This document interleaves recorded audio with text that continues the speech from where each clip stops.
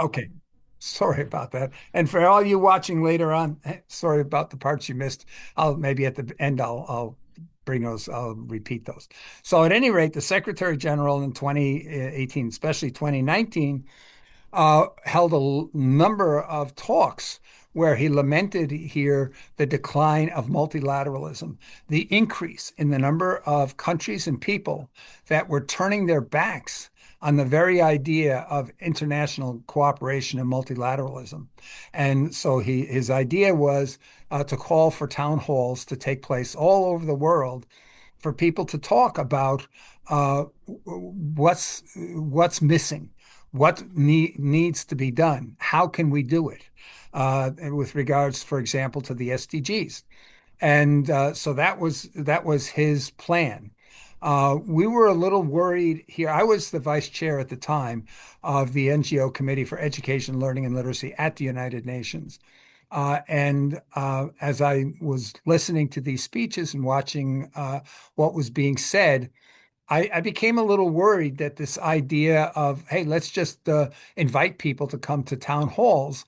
And we sort of started to look and said, well, what happens if they hold uh, 10,000 town halls and each of them gets 100 people? You're looking at 1 million people. Well, there's 8 billion people on this planet. 1 million people is not a significant number at uh, to uh, to get engaged. We need a much larger percent. So we were started looking at what could we do to be able to get a much larger percentage of the world population engaged in talking about, thinking about the anything that would make the world a better place. And so we came up with some initiatives that were aimed at increasing the percentage of the world population that was engaged and thinking about, or at least becoming aware of problems and challenges facing our world and what could be done about them. Then uh, along came COVID. And that, of course, had a big negative impact on the participation in the town halls. So a lot of the town hall meeting concept that the UN had turned into a online questionnaire. And that had, I don't know, a couple of million, 3 million, 4 million people filled out, but it was something that would take you 15 minutes maybe. And so to say, oh, we got 3, 4 million people to spend 15 million or 15 minutes thinking about the world, that of course was not enough to have any significant impact. And our ideas on how we could promote engagement sort of were put on hold because of COVID, because a lot of our ideas were leveraging schools, because schools is a place where we know where people are at least a significant percentage of the time. So at any rate, that went on hold. And then in 2022, the fall of 2022, or maybe it was 2023, along came ChatGPT, and all of a sudden everybody starts talking about AI. And we started looking at um, the speed with which AI not only exploded in usage, but how quickly it grew in capabilities. And then we started seeing the discussion. You started to see a lot of those early scientists who played a major role in developing the AI of that time, all of a sudden saying, wait a minute, whoa, whoa, whoa, this is scary. This could not only result in bringing about great tools that we could use to accomplish things, this has the potential to become smarter than all of us. And we don't know if we can control it. And if we can't control it, what does that mean? And we started seeing people like Jeffrey Hinton, who's called the godfather of AI, starting to say he thinks there's a 20% chance that the AI might wipe out all the human race. and starting to realize the the consequences, even if the percentage is less than 50%, I mean 20%. Well, that's saying maybe there's an 80% chance that won't happen, but a 20% chance that we're all going to get wiped out. If you put a bullet in a pistol with six chambers, spin the thing and do this, that's a 16% chance. I don't know about you guys. I wouldn't do that. I would not take that risk. And so to say that we've got even a greater risk that AI might turn on us and wipe us out means we've got to pay attention to it. It becomes one of those things we've got to address. And it's really the analogy to say, oh, put a bullet in and put it to your head and pull the trigger. That's a wrong analogy. The right analogy is, hey, uh, take that pistol and put it to the head of your child or your grandchild. Will you then pull the trigger? And so we've got to, if our mission is to make sure our community, help our community avoid the worst consequences that could happen of something, that's what we got to do. We got to figure out how do we make sure the worst case doesn't happen. Anyway, so those are three areas there that are playing a major role. If you noticed, I did not really mention climate change. Now, back in the early 2020s, climate change was at the top of everybody's mind. And we saw with Greta Thunberg and the movement there, and so many. Just prior to that, we had the Paris Accords, where all the nations of the world agreed, "Hey, we got to do something about this. We got to make sure we don't hit certain tipping points." But what we've seen is in recent years, the prioritization, where several polls 2, 3 years ago showed climate change was one of the top concerns in people's lives, in many people's lives. It's dropped down to like level to fifth position. And people are saying, hey, can I get oil? Is more important to them right now than the risk that climate change may make the world uninhabitable for humans. Because the one is saying, hey, can I get fuel tomorrow?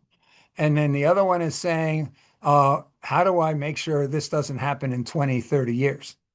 So that point, even though one can argue the evidence of climate change in the form of storms, droughts, and other factors changing the world is worse today and more visible today than it was 3 to 5 years ago. The problem is other problems have become more urgent, and AI is one of those that we see because AI has the potential to radically change our world in as little as 2 to 3 years, and definitely within 5 to 10 years. So it's something that we feel we have to address with greater urgency, even than climate change. So there are three topics then that here really play a role.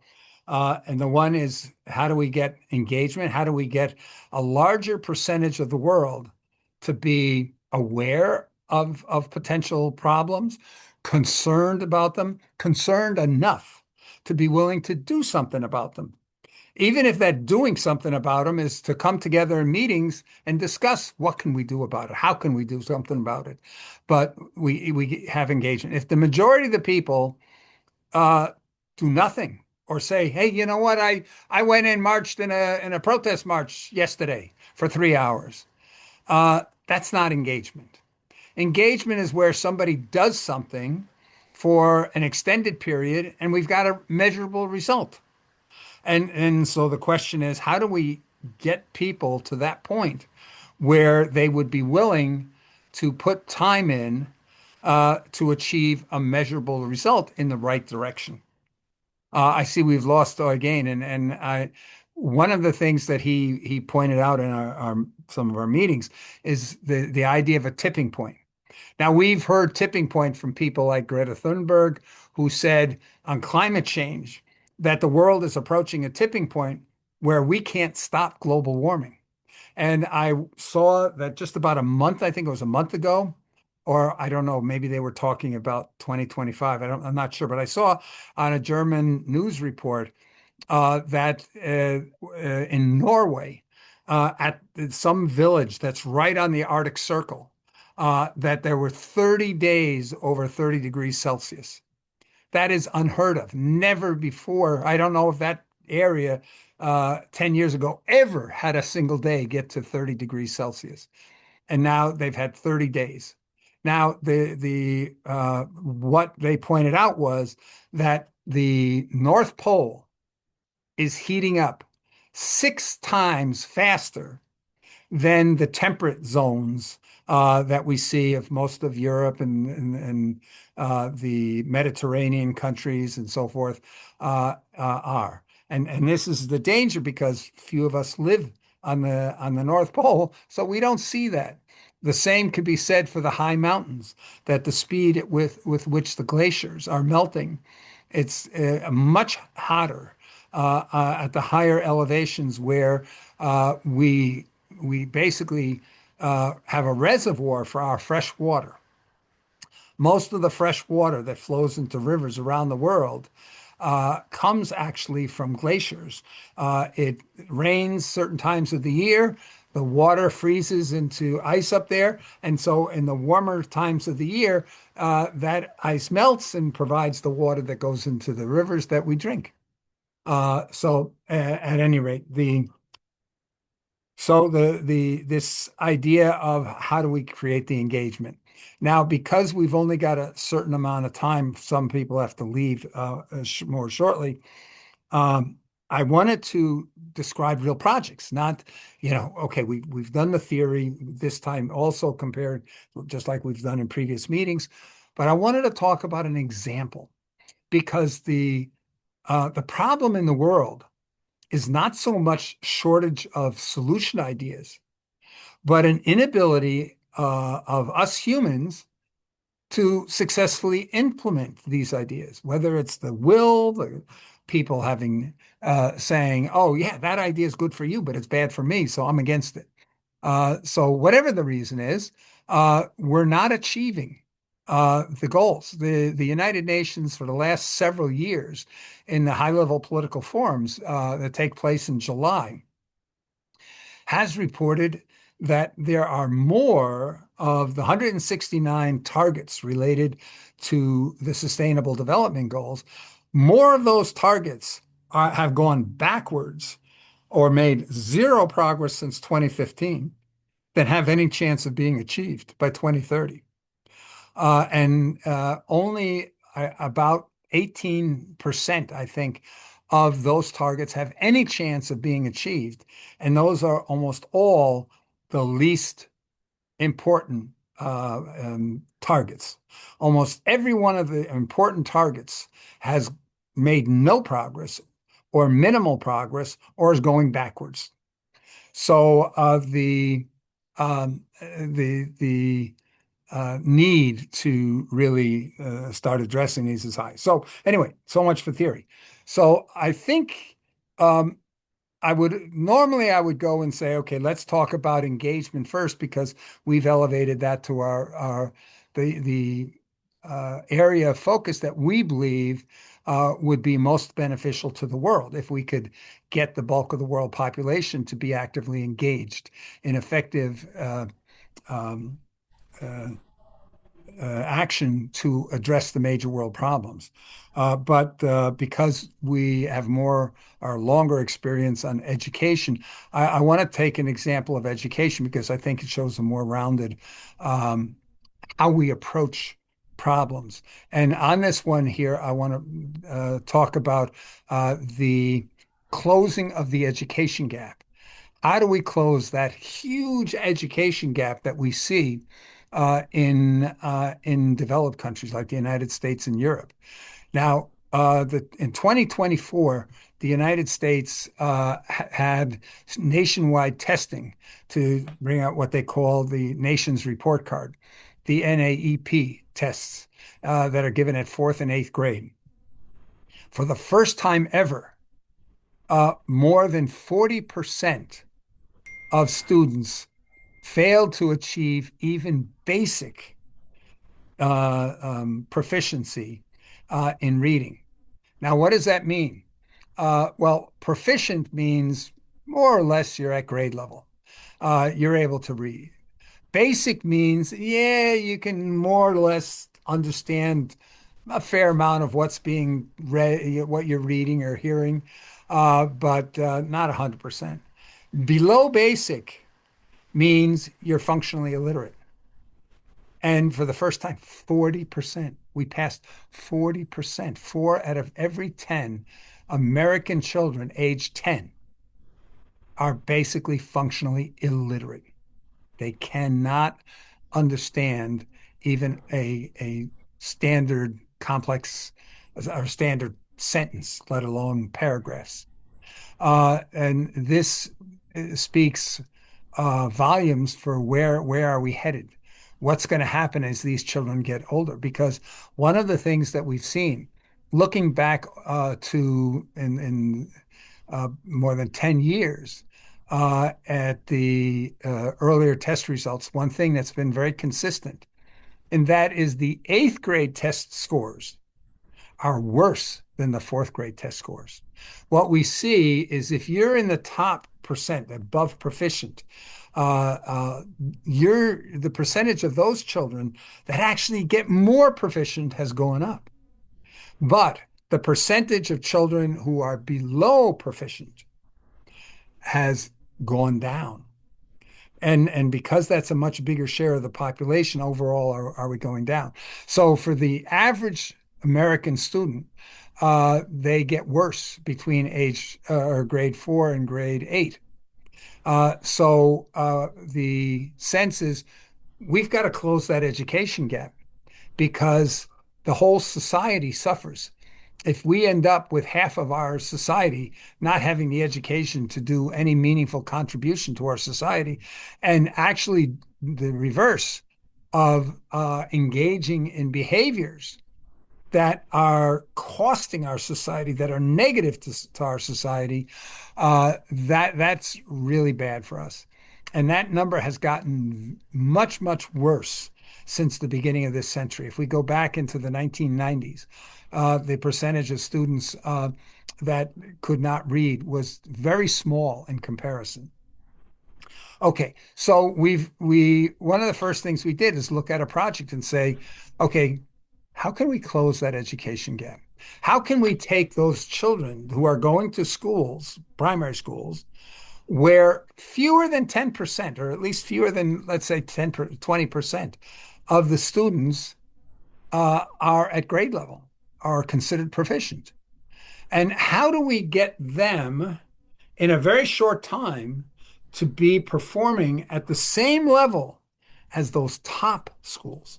Because it's not individual students that we're looking at here.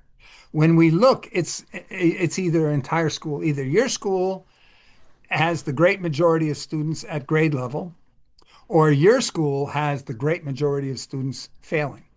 And that is because when you go and put a bunch of students who start school well prepared in one school, and you put another school and you put in a lot of children who are not at all prepared, it's not a surprise that the one school goes up and the other school goes down.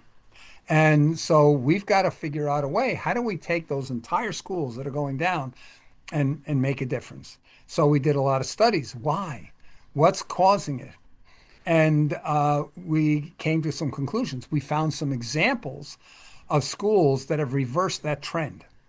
And we said, oh, wow, if we could do that, we can close this education gap.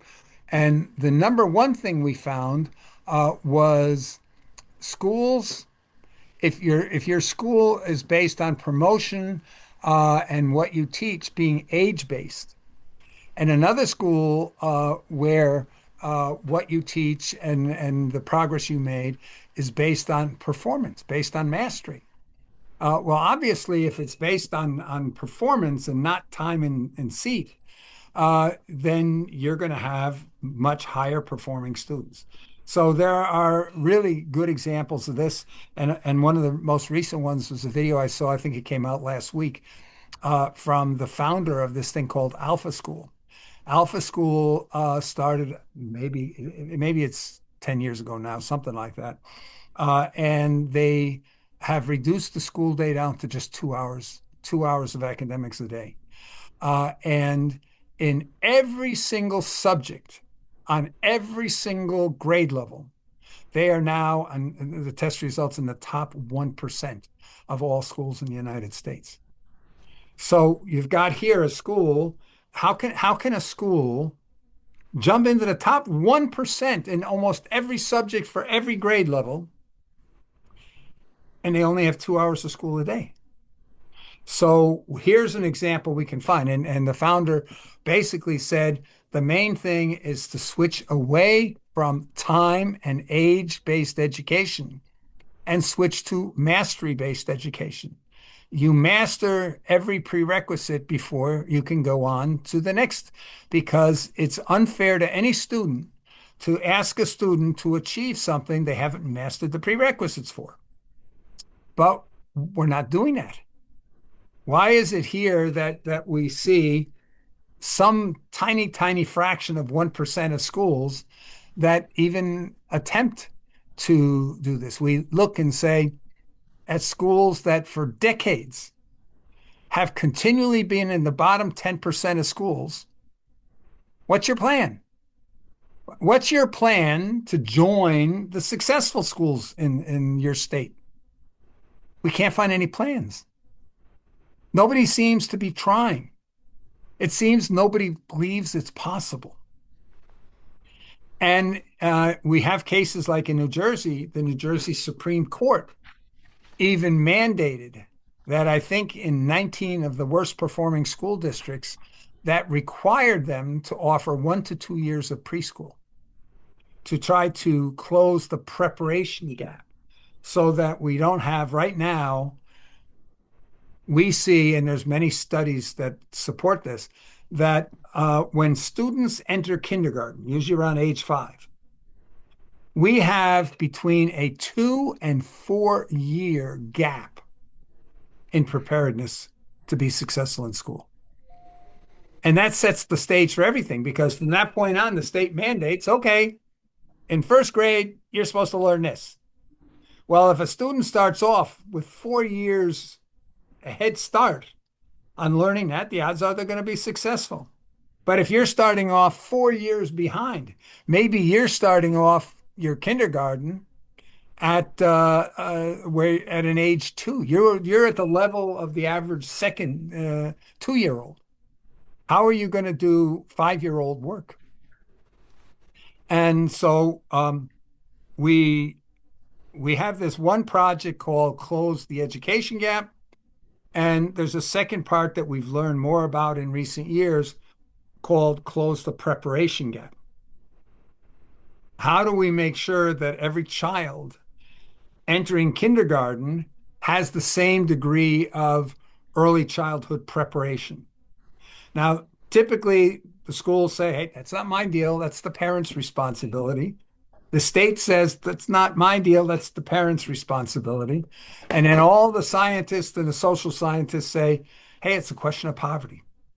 And we see on the actual results of demographic studies, it's almost a perfect correlation, that where we have high poverty, you have low achievement, and vice versa. And so we all know, hey, what the problem is, and everybody's saying, but we can't do anything about it, or we're not willing to do anything about it. So that's one problem, is the preparation. But the other problem is that when you get into school and we have promotion by age, uh, Sal Khan of Khan Academy did a very interesting video on mastery, where he said, imagine we would apply the same rules that our schools use to building. So you go here and say, okay, I'm going to build a building. Hey, come on, pour the foundation. We have all the concrete here. Well, some parts here it's a little wet still. Maybe this concrete over here is not as good. But they bring the inspector in. The inspector says, yeah, there's problems there and there's problems here. I'll give you a 70%. That's a C. You can go ahead and build the first floor. And so we go and start the first floor, bring the inspector in. He says, yeah, he says, there's some real serious problems over here. I give it a C, and there's problems over here. But go ahead, you can build the next floor. Eventually, that house is going to collapse. So we have the same thing in the school systems, which is causing us to have certain schools. We have some cities in the United States where 50% of the students drop out.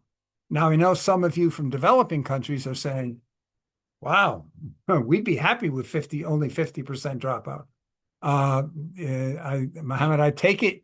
I'm guessing you're in Pakistan. Is that correct, Mohammed?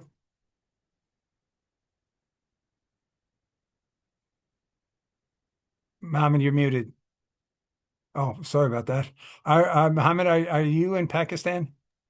Yes, sir. Okay. So you're probably aware Pakistan has the second highest number of children not in school in the world. And Yes, sir. right. So to hear about a school that after grade 8 or 9 ends up with a 50% dropout rate in Pakistan, they'd probably go and say, "Wow, that would be a great result." But for developed countries, it's a disaster because what are those people going to do with the rest of their lives? Most of them, some of them will be very successful regardless of having academic schooling. But statistically, the majority of them, that is where the majority of criminals come from. In fact, I think it's something like 50% of the prison population of the United States did not complete high school. So, at any rate, so what are we going to do about it? So we see here, if we just copied what these some of these schools are doing. For example, there's a teacher, Tim Vandenberg in California, that has a sixth grade. He's a sixth grade math teacher. Almost every single one of his students, sixth grade math students, failed fifth grade math. But you typically have to fail two subjects to be kept back. So they ended up in his class. Yet he managed to go from having one of the worst starting classes in his sixth grade math class to having at the end of grade 6, his class was rated as way higher than the average for California. A fantastic success that any school would love to be able to say, that's where my class is. And that's starting with classes that were at grade level to begin with. And he's got students that were 2, 3, 4 years behind grade level when they started.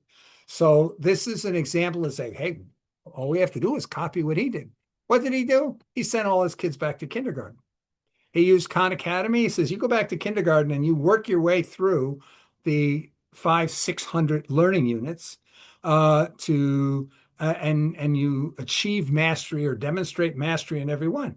Because all those students that he had that failed fifth grade math, they knew something. They just had a lot of holes in their knowledge that were preventing them to be able to understand the next higher level of knowledge. And so by going back, they were able to go through 80% of all the lessons, these 600 and something lessons. They were able to go through most of them in just a couple of minutes. But there were a few that they would hit that they said, I missed that part. I need to close that gap, that knowledge gap.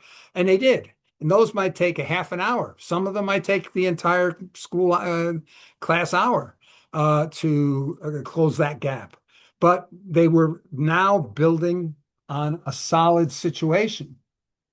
So uh, as a result, by the end of sixth grade, his students had a rock solid foundation in everything. They really knew it, as opposed to a lot of other schools where they still had lots of holes in their knowledge. Anyway, so we said, why don't we just copy that? Why don't we just do what he did? The odds are, and we played a lot of what if games and concluded that if we were just to copy what he did, that we would be able to take schools that in 10, 20 years had never achieved having 10% of their students at grade level, let's say in fourth grade math, and have them at a 70% of the students or higher being at grade level.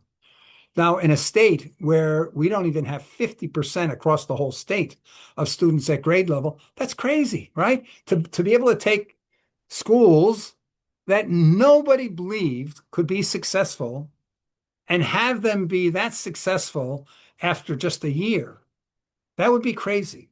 If we could demonstrate we could do that, we take away the excuse that any school administrator can say, well, what can I do? Our students just don't have the capability because we see, hey, here's 10 schools just like yourself, and they all did it. You just have to copy what they did. And if you copy what they did and you still failed, well, hey, guess what? You went and put the effort in to try to make a difference. But if you don't change anything and you don't succeed, that's on you. So that became here and said, oh, we could do that. That would make a difference. But in talking with that teacher, that sixth grade math teacher, we said, what about the rest of the teachers in your school? Are they doing the same thing you're doing? No. What about other schools? Are any schools copying? You got this incredible success rate. Is anybody copying what you're doing? No. So what's the problem? The problem is that trying to change the schools is like trying to turn around a huge ship. It's very, very slow and difficult. For at least 1 to 2 decades, 10 to 20 years, teachers' colleges have been teaching, don't be the sage on the stage. Be the guide at the side. Don't be the expert that's spewing out all the knowledge, disseminating the knowledge to students. Be the guide that helps the students acquire the knowledge. Because just because you spewed the knowledge out in the air doesn't mean anybody received it. If you're speaking the knowledge to a bunch of students who don't have the background to understand what you're saying, you didn't accomplish anything. But if you can go and take even half of those students and get those students to pursue, to chase the knowledge, and to figure out how to acquire the knowledge, how to make the knowledge their own, then you've accomplished something. So the question is, okay, when we explore, first exploration was uh, what's the problem? Why are we not having all students achieve the knowledge level that we hope they will achieve? The second question is why, when we see methods that work, don't the schools adopt them? And there's several reasons for this. One of which is um, educators are perhaps the most risk adverse people in the world. They don't take chances. If you take a chance and fail, they're living in a system. Our education system. What do we teach students? Don't make mistakes, right? Oh, you made a mistake. That's bad. And so our students want to do everything to avoid mistakes. Well, that's what our teachers have been telling everybody. So it's not uncommon that they would do the same thing themselves. And so their fear is they might try to do something different and fail. Whereas if you're doing something that's the same, then nobody's going to blame you for having gone off track and making situations worse. So we have to do two things. We have to find a solution we believe will work, but we also have to find a path to be able to get people to follow that, to work towards that solution. Okay, I've been talking for way too long alone here. I want to get your thoughts from any of you. What do you think about this idea of going and saying, let's take a significant number of schools that have traditionally failed, find a way that we believe would be success for those schools, and then find a way to be able to get these schools to demonstrate that success and use that broad success to pressure all the other schools to take the same path to dramatically increase, raise up the bottom and close that education gap. Thoughts on that, anyone?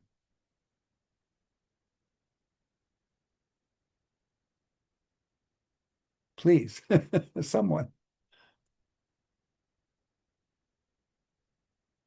Mohammed, let's hear from a young person. What are your thoughts about that?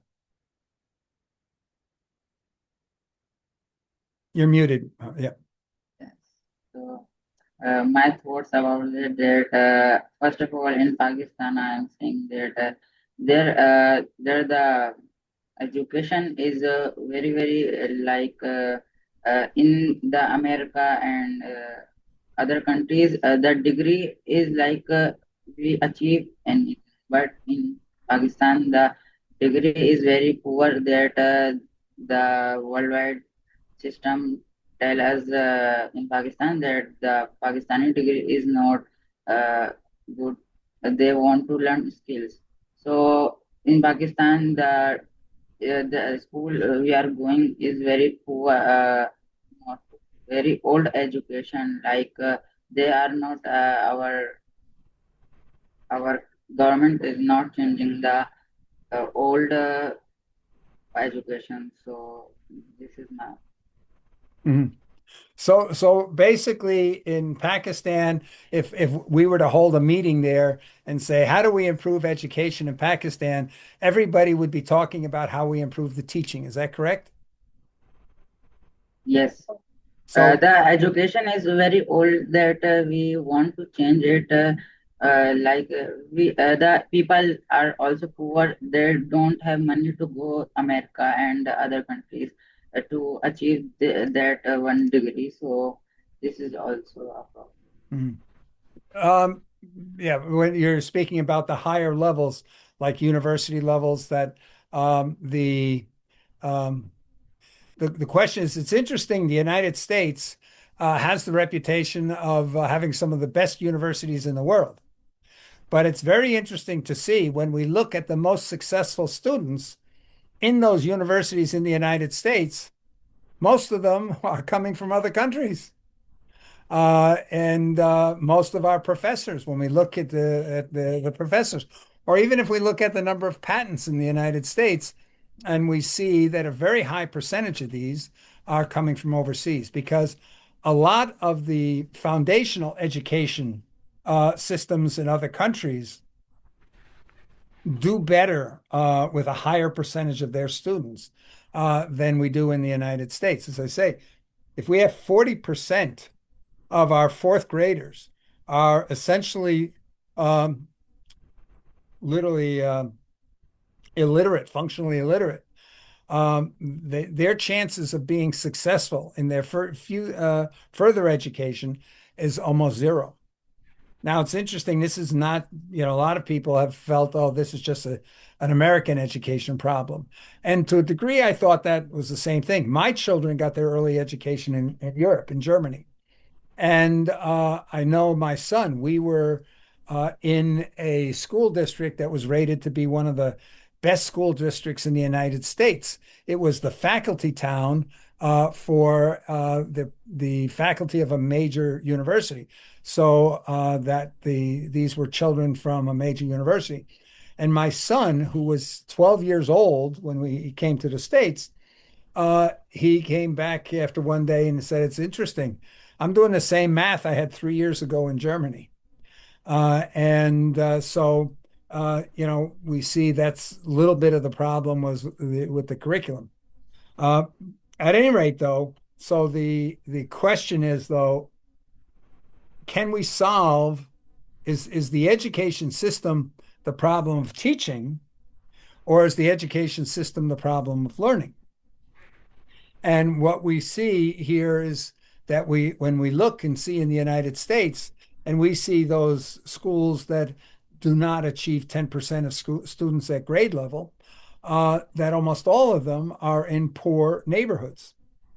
And so um, the common thing that politicians often say is, oh, they just don't have the funding. Somebody has to give them more money. They can't do it unless they have more money. But when we studied, we saw that some of the best achieving or some of the worst achieving schools in the United States, primary schools, were spending up to 40% more money per student than the most successful schools. So it's hard to argue that you need more money unless we're saying that certain students need three, four, five times as much money. The second thing that's often said is, well, the quality of teachers is not as good. Well, there's a program called Teach for America that encourages some of the best graduates of teaching schools to go and work in poor schools. And we can play a mind game. What would happen if we were to take the teachers from the best primary school in a state and swap them out with the teachers from the worst school in the state? You would expect if it's all up to the teachers, then that worst school, that previous worst school, should show a great benefit and a great improvement in 1 year.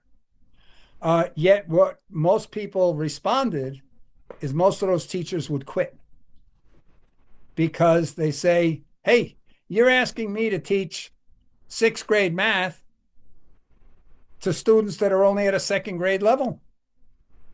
Uh, if we play a mind game and say we're going to go and do a survey of seventh grade math teachers, and you go to a town that is in the top 10% of schools in performance in the state, and you ask those teachers, would you pledge to get 100% of your students to 100% grade level by the end of the year? Almost all those teachers would say, no problem. That's what I do already. No problem. If you go down to some of the worst schools in that state, in the bottom 10%, and you ask the seventh grade math teachers there, will you pledge to get 10% to 100% of your students to be at 100% of the grade level by the end of the year? They're probably going to say, are you crazy? Yeah, that teacher in that wealthy community can do that because 90% of their students start the school year grade level ready. 90% of my students start the school year 2, 3, 4, or more years behind. It's unfair for you to ask me to achieve the same result given the difference in what we're starting with. And but if we say, well, what if we guaranteed you 100% of your students would start the school year grade level ready? Almost all those teachers say, yeah, no problem. So the problem here is we've got students that are not prepared to learn the material that teachers are trying to teach them. And so that became the challenge. And the solution that has been being presented since I think something like around 2006, 20 years ago, is personalized education, mastery-based education. You don't go on to something that requires certain dependent learning as a prerequisite if the student doesn't understand the prerequisite. You've got to make sure that you build on a solid foundation. And that goes contrary to the idea we're going to give you a test. And, even if you do not ace the test, if you don't demonstrate mastery, we're going to send you on to that next subject anyway. We're going to send you unprepared. And next year you do the same thing. And next year you do the same thing. And we end up with what we call Swiss cheese preparation, Swiss cheese knowledge. So at any rate, we were looking and saying, okay, But how do we then accomplish this? Uh, if we go to schools and say, hey, take a look, here's the example. Would you guys be willing to switch and use that method? They would say, well, um, how are we going to manage that?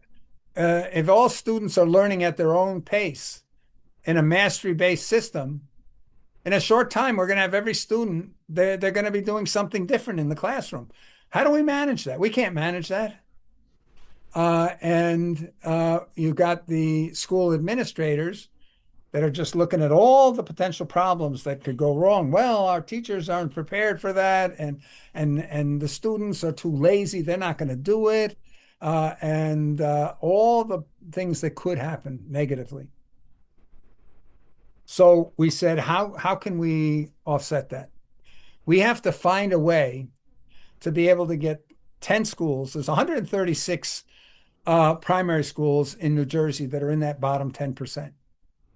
How can we find 10 that would be willing to follow this example of Tim Vandenberg in California and at fourth grade math teachers, and demonstrate that we can take those schools from less than 10% grade level up to 70% grade level in 1 year.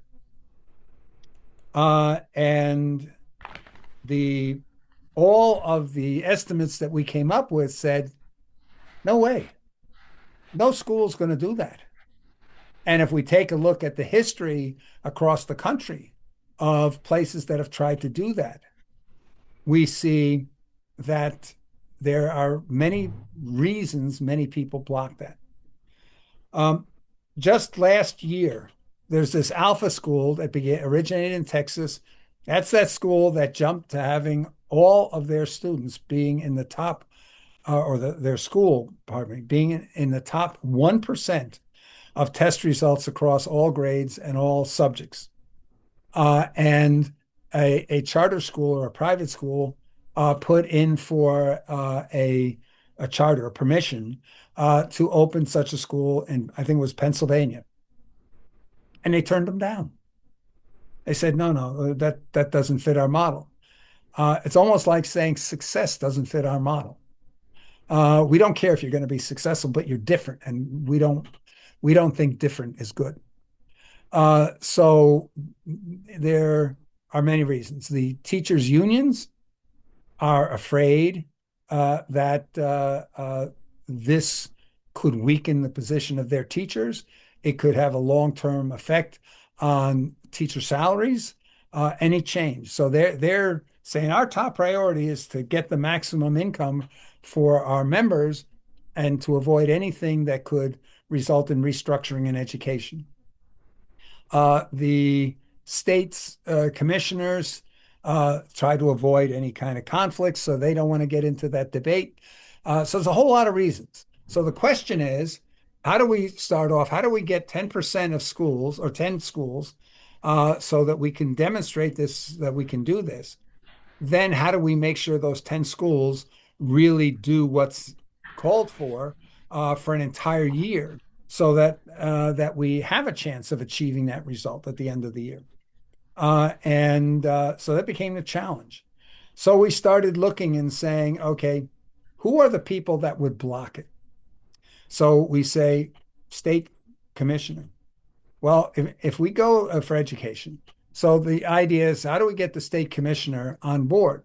And we said, okay, why don't we go if we can come up with a highly publicized debate throughout the state on how can we improve education outcomes without telling an answer. If we tell an answer, they can start to nitpick on the answer. But if we can just set the goal saying, hey, we're going to convene a group to find a way so that we have a plan how to improve education. The same thing here is if the Teachers Association is generally going to respond negatively to any plan you put in front of them. The question is, what if we instead went and said, the politicians, they hire all these experts to come in and say what you educators should be doing. how you should change what you do, what you should do differently. We want to start an initiative to hear from you educators telling us how can you how would you improve the situation? At the same time, so we want to get the state teachers association to say, fine, we're going to organize a committee or a survey of our fourth grade teachers from these low achieving schools to tell us how they could achieve the improvements. Whereby we have to put some constraints. You can't go out and say, well, uh, the way to improve the results is you have to eliminate poverty in the state first. Okay, politicians, you do something and get rid of poverty, or um, whatever those teachers say are the main problem. In other words, let's hear from the teachers. What are the direct causes of the education failure in their school? And they can't come out and say poverty because that's not a direct cause. That's an indirect cause. The poverty may be resulting in higher absenteeism. The poverty may be resulting in students not doing homework in families, lower socioeconomic families, and perhaps not being as well prepared even when they start school in kindergarten. So those are direct causes. So we get the teachers to say, here's the direct causes. And then to get the teachers to say, okay, come up with a solution that's going to work despite any direct cause that you can't change. So if the problem is absenteeism, if we think here, I'm a teacher, I teach part A of a certain concept on Monday. And then on Tuesday, I'm teaching the continuation, the follow on to what I taught on Monday. Well, students that were not there on Monday are going to be a problem on Tuesday. And we know we have very high absenteeism rates in children in these low performing schools with low socioeconomic backgrounds. So the question is, okay, teacher, tell me how you will achieve success even with students that have high absenteeism and will not do any work outside the classroom. So that's where we have these committees where they brainstorm or they do surveys among their peers to say, how do we do this? And let them come to conclusions. And their conclusions might be, let's follow the example of uh, uh, the Tim Vandenberg, for example, from California, or others that are succeeding despite those very problems. Uh, the net result is here, if we then come up with a system that those teachers are saying, hey, if you let me do this, I can be successful. So then we can figure out, can we let them do that? Why not? And one of the things that we looked at is, well, that assumed that we can get the leaders of the Teachers Association or the Commissioner of Education of the state to even want to do anything, because doing nothing is low risk in their eyes. Doing something, if it doesn't succeed, is high risk. So how do we really put them in the sense that we increase the risk of doing nothing? And part of the idea there was, let's recruit a committee of all the media, the investigative journalists who are focused on education, to become champions of a initiative to demonstrate the ability to close the education gap, or at least to be able to discuss how one could close the education gap. So that became a sequence. And then the question is, okay, even after you've got this proposal and it's coming from the educators, and it's supported by the commissioner from the state, and it's supported by the Education Association. We've now got to find 10 schools that are willing to take the risk to try. And our thought on that was let's let's create an incentive to participate. So if we've got the media and we've got these bodies and perhaps some corporate sponsorship to say we're going to hold a competition. There's 136 schools that are in that bottom 10%. We're looking for 10. So let's hold a competition to see who can qualify. In other words, we make it a feather in your cap to be one of those 10 schools that are participating.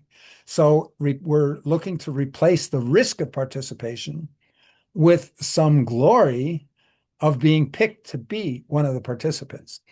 And so the competition is who can get the highest percentage of the superintendent of schools, the school board members, the school administrators, all the teachers, the parents of the students who will be in the fourth grade, and the fourth grade students themselves, who are all willing to pledge they will do everything they can to be successful during that year. And those schools that are able to show the highest degree of commitment and support can win the opportunity to be one of those 10 schools. Then we work on saying, how do we make sure that the enthusiasm and participation of being picked to be part of this exclusive club, how do we make that continue? Well, one way is get the media in there, interviewing students on a regular basis, reporting on the progress the schools are making.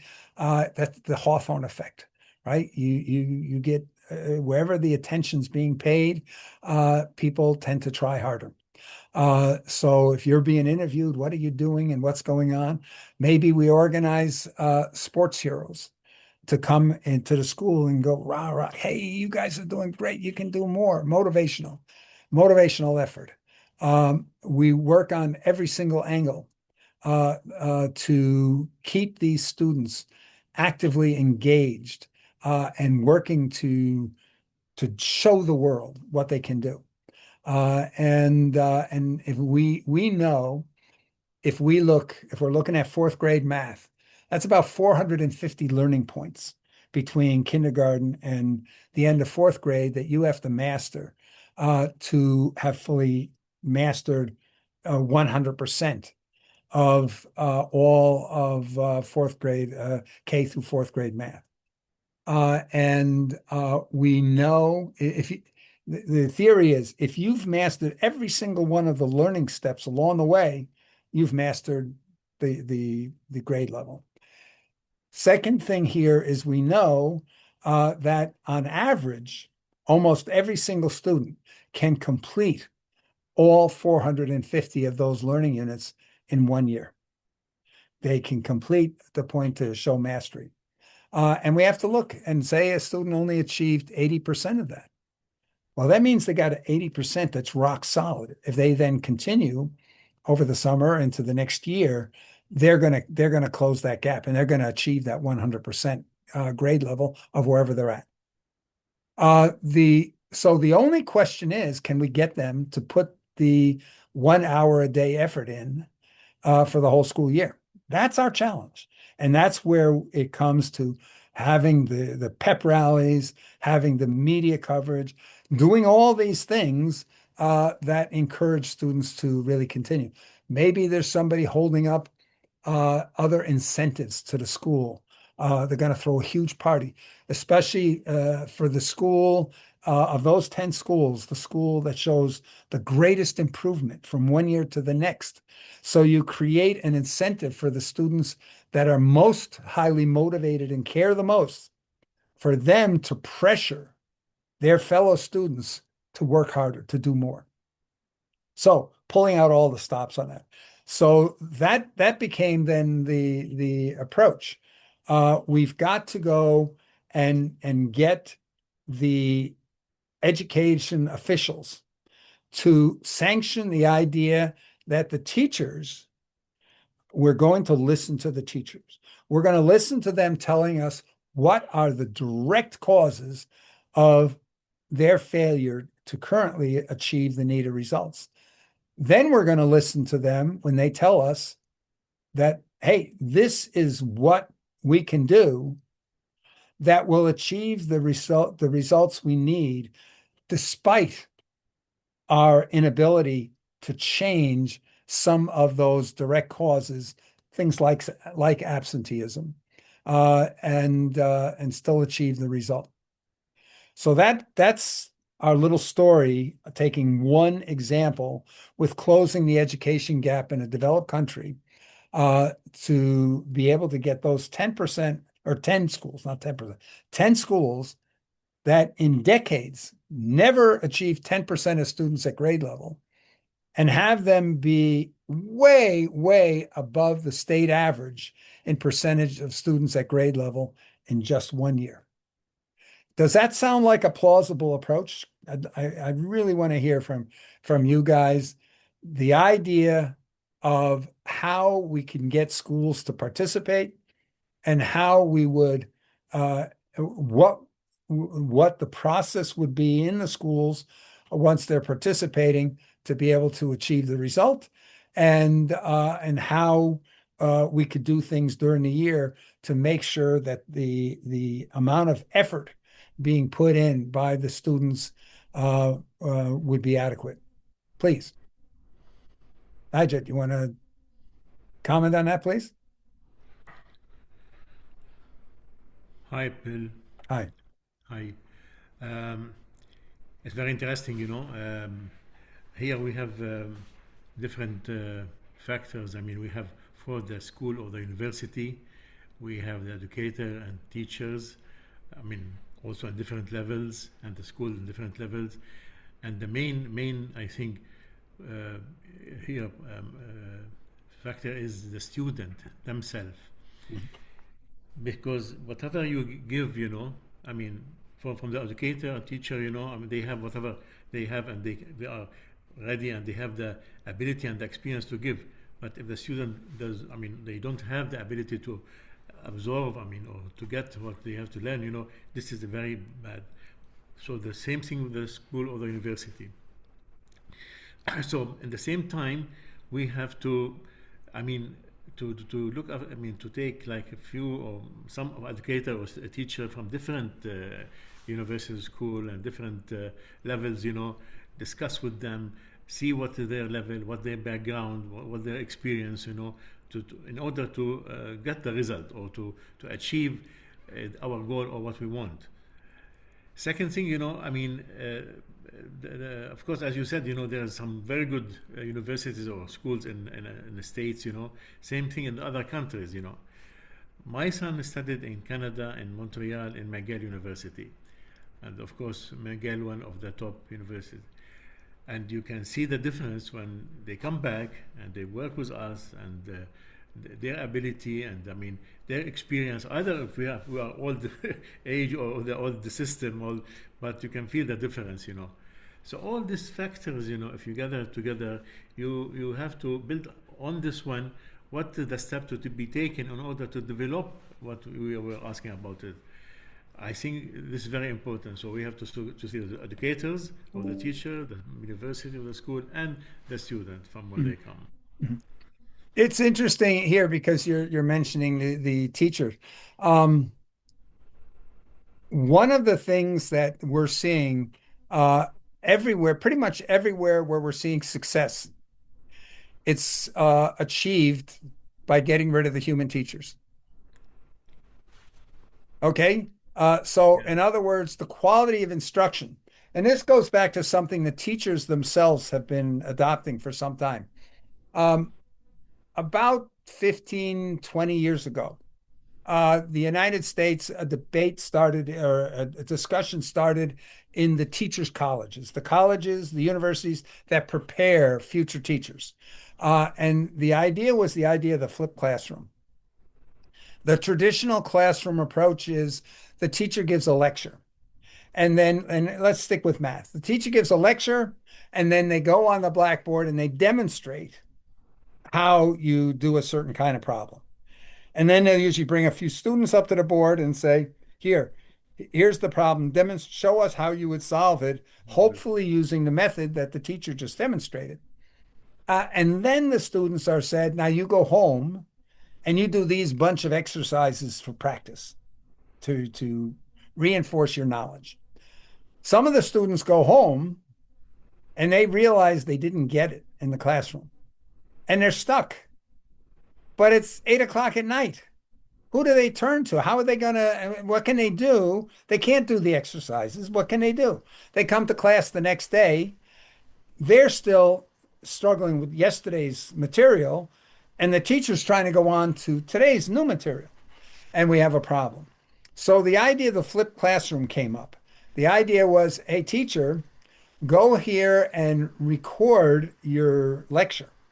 Make a video of your lecture and have your students watch the lecture as homework. The student can even stop the video, replay certain parts that they say, I didn't quite get that. And so they really have understood it. And then do the homework in class. In other words, do the practice exercises when you come to class. Because With the that way, teacher. if you get stuck, you raise your hand and the teacher can come over and help you. Somebody can help you. And so that became very popular, and a lot of teaching colleges were actually teaching students or teaching their students are the future teachers. They were teaching those future teachers how to make videos of their lectures, how to design a good lecture, and so forth. Design a good lecture was always part of the curriculum, but now they were adding in on this recording part.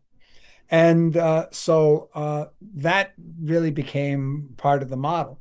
Of course, you had the problem that you had a certain percentage of students that would come to class the next day and they hadn't watched the video because they just didn't have enough interest to watch the video. But that is really where a lot of the change started to take place, that the students have to demonstrate a certain amount of uh, dedication to learning, if you would, commitment to learning. One of the things we're seeing more recently is a lot of schools are starting to say we have to stop doing homework. No homework. Why?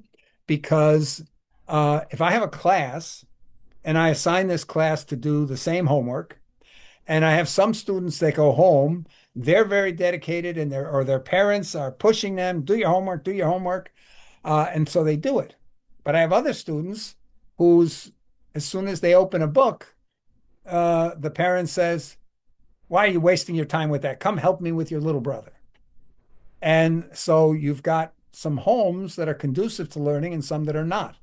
And so it's unfair to expect that students are going to be able to learn at the same speed if they're dealing with those two different situations. On the same level. So a lot of schools have started the idea no homework. Plan your curriculum so it fits within the school day. And then we see you got programs like Khan Academy, and what they do, yes, you have the option to go and do things at home. And a lot of what Sal Khan started, he started around the same time as that flipped classroom concept was coming, and that's why he recorded videos of every single learning unit there. They've got over 10,000 learning units that they have videos for nowadays. So, but then he added in the assessment part. So when you're doing the practice, you get the assessment and it's able to manage your progression. So you cannot move forward to another learning unit until you've mastered all the prerequisites. So, because we don't want to encourage failure. At the same time, they do encourage, or let's put it this way, they no longer discourage mistakes. You can learn the fastest sometime by making a mistake and then being able to see the proper way. And you go, aha, that's how that works. And so there's a lot of push today, learn through mistakes. Let young people make the mistakes, let them discover why it's a mistake and move on.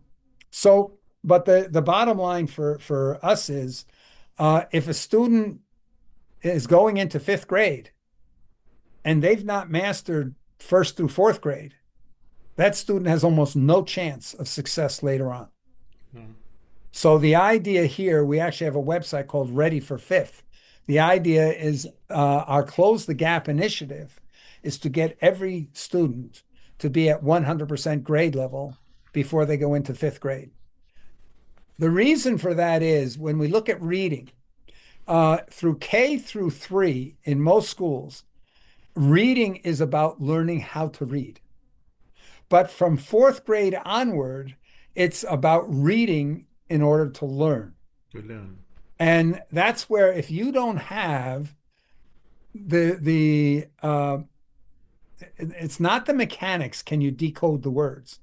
But if you don't have the vocabulary, if you don't know what the words mean, and you don't have a general knowledge of how things work in the world, you're not able to comprehend what you're reading. So this is the fourth grade is a key grade level on this. And that's where we sort of picked that. And partially we picked that because fourth grade is, if you have not been prepared all the grade levels to be responsible yourself for your learning, it's a lot of the students will not have the maturity to be able to do that at the earlier grades. But by fourth grade, it's fair to expect that if you are guided properly, you can learn to be responsible. You can move yourself forward so you can study at your own pace. So those are the concepts that we had.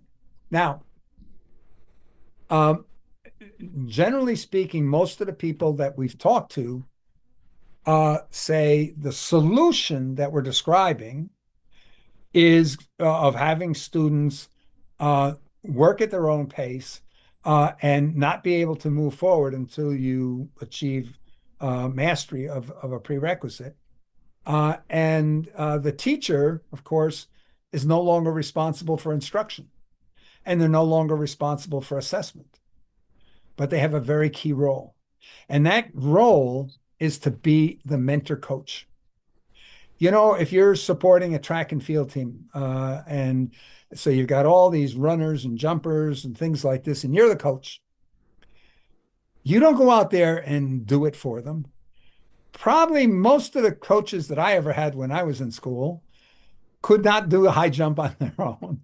They might make it over 3 feet or 2 feet, but some of them here were quite robust body shapes, and they're not going to do that, and they're not going to go pole vault. But they know how to motivate you. They know how to keep you excited, and they see their mission as helping you succeed. The only purpose that a coach has is to help you win. And so the idea here is those teachers become the mentor coaches, and they have only one purpose, and that is to maximize the success of their students. And so they're going and advising their students how to learn. And so we can give them the tools that enable them to see where each of their students is at, to enable them to see where their students might be having difficulties, and so forth. So that is the model that we envision that we could get those 10 schools to do, where we would give the teachers the tools to be able to see what's going on in their class with each individual student and enable them to focus on the students that really need the help. Because when they're just doing something to 30 students out there all at the same time, one size fits all, very often they're spending a lot of time on the successful students, the students that don't need their help, and that leaves them less time to spend on the students that really could benefit from their help. So anyway, that is I think with the tools, what the teacher has, and they can help the student, more to facilitate any subject, exactly. Okay, more than to as just to lecture and learn and just fill their brain with something, and after they forget it or they don't follow up. Let them make the research. Let them work on their subjects, and the teacher will be the coordinator to facilitate with them and try Yep. to pull out the information from them. Right. And I think here in this 2022 World Summit on Education, the main thing they said is in today's world, the number one goal of education is not to have you know chemistry or physics or whatever, but to help you become a successful lifelong learner. Because when you're 30 years old, there's no teacher looking over your shoulder saying, oh, you need to do this way, or you need to learn that, right? So the idea here is the number one skill that we need to be teaching students is how to learn, and giving them the confidence that they can learn anything, anytime, right? So this is what we're looking to do with those 10 schools is not only achieve a proficiency level unheard of in schools, demonstrate that the worst schools are capable of achieving at the level of the best schools, That's good, yeah. and that we can do that in a very short time. And in parallel to that, having the students learn to become confident, successful, independent learners, that they are used to going and saying, oh, I need to learn how to do multi-column addition here. And so I have to learn how to carry numbers and things like this from one column to the next. And so I got to find the tools that can help me understand that. And then I have to go and learn those, master those to the degree where I'm confident in my ability to be able to do multi-column addition on a consistent basis. And if we can accomplish that by the end of fourth grade, imagine what those students are going to be like when they get to fifth grade. They're going to continue the process of success that they've learned. So this is a way that we can have influence everywhere. Now, if we manage to take out of 136 schools that have never achieved 10% of students at grade level, and we pick out 10 and we show we can get them to 70% plus in a year, what does that mean for the rest of those 126 schools that are out there? Can they sit there and continue to go year after year without achieving? I would suspect that after a year, that the pressure on a certain percentage of those schools to copy, to do what those 10 schools did that made them successful. So maybe there's another 10, 20, 30 schools that are going to do the same thing. And a number of those will achieve the similar success. Now, what does that do for pressure on the remaining schools? To say, wait a minute, how come all these other schools are succeeding and you're not making any progress? When a new principal is hired for a school, right now, are they asked to demonstrate or to explain how they are going to raise the achievement level of the school they're going to take over? Do they have a plan how they can raise the achievement? Or do they say, I believe I can raise us from being in that bottom 10% to being at this rate, even though for decades the school has made no progress? I don't know if I'd want to hire a principal that says, I don't know. I don't know how I could do anything. You know, that's like saying I got a company that's failing. I need to hire a new CEO. Are you confident that you can save our company? If you're not, why would I hire you? Right? So anyway, that's that. Jerica, please. So, with all the items we've discussed on this topic, I was wondering maybe if we could, get everyone to chime in about, especially mass media engagement, the coverage of this, maybe what the effectiveness could also be from that. I think schools, um, having to um, um, complete those markers of achievement levels, I don't think that would um, cause the world to pull attention to that alone. I think it's something that we would definitely have to wield.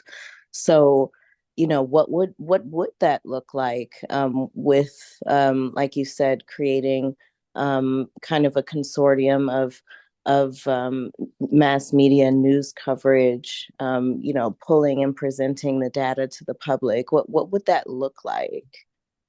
I think here what we at the time were looking at was almost every major news outlet, TV or major newspapers, has an education editor or a chief investigative reporter in the field of education. So the idea is bringing those people together as co-conspirators because they want to report on, for their outlet, media outlet, they want to have interesting news to report about. And to be able to go and say, hey, there's an initiative here that they're claiming to do something that's crazy. And this is how it would work. If they could cause the creation of that teachers committee to study the causes and to sanction a solution that they believe could succeed despite the causes. That that establishment of that committee to do something as fantastic as that is newsworthy. So they're actually doing something that's helping them create an exciting news story to report on. And to having all these schools starting off with this pledge of commitment by all parties.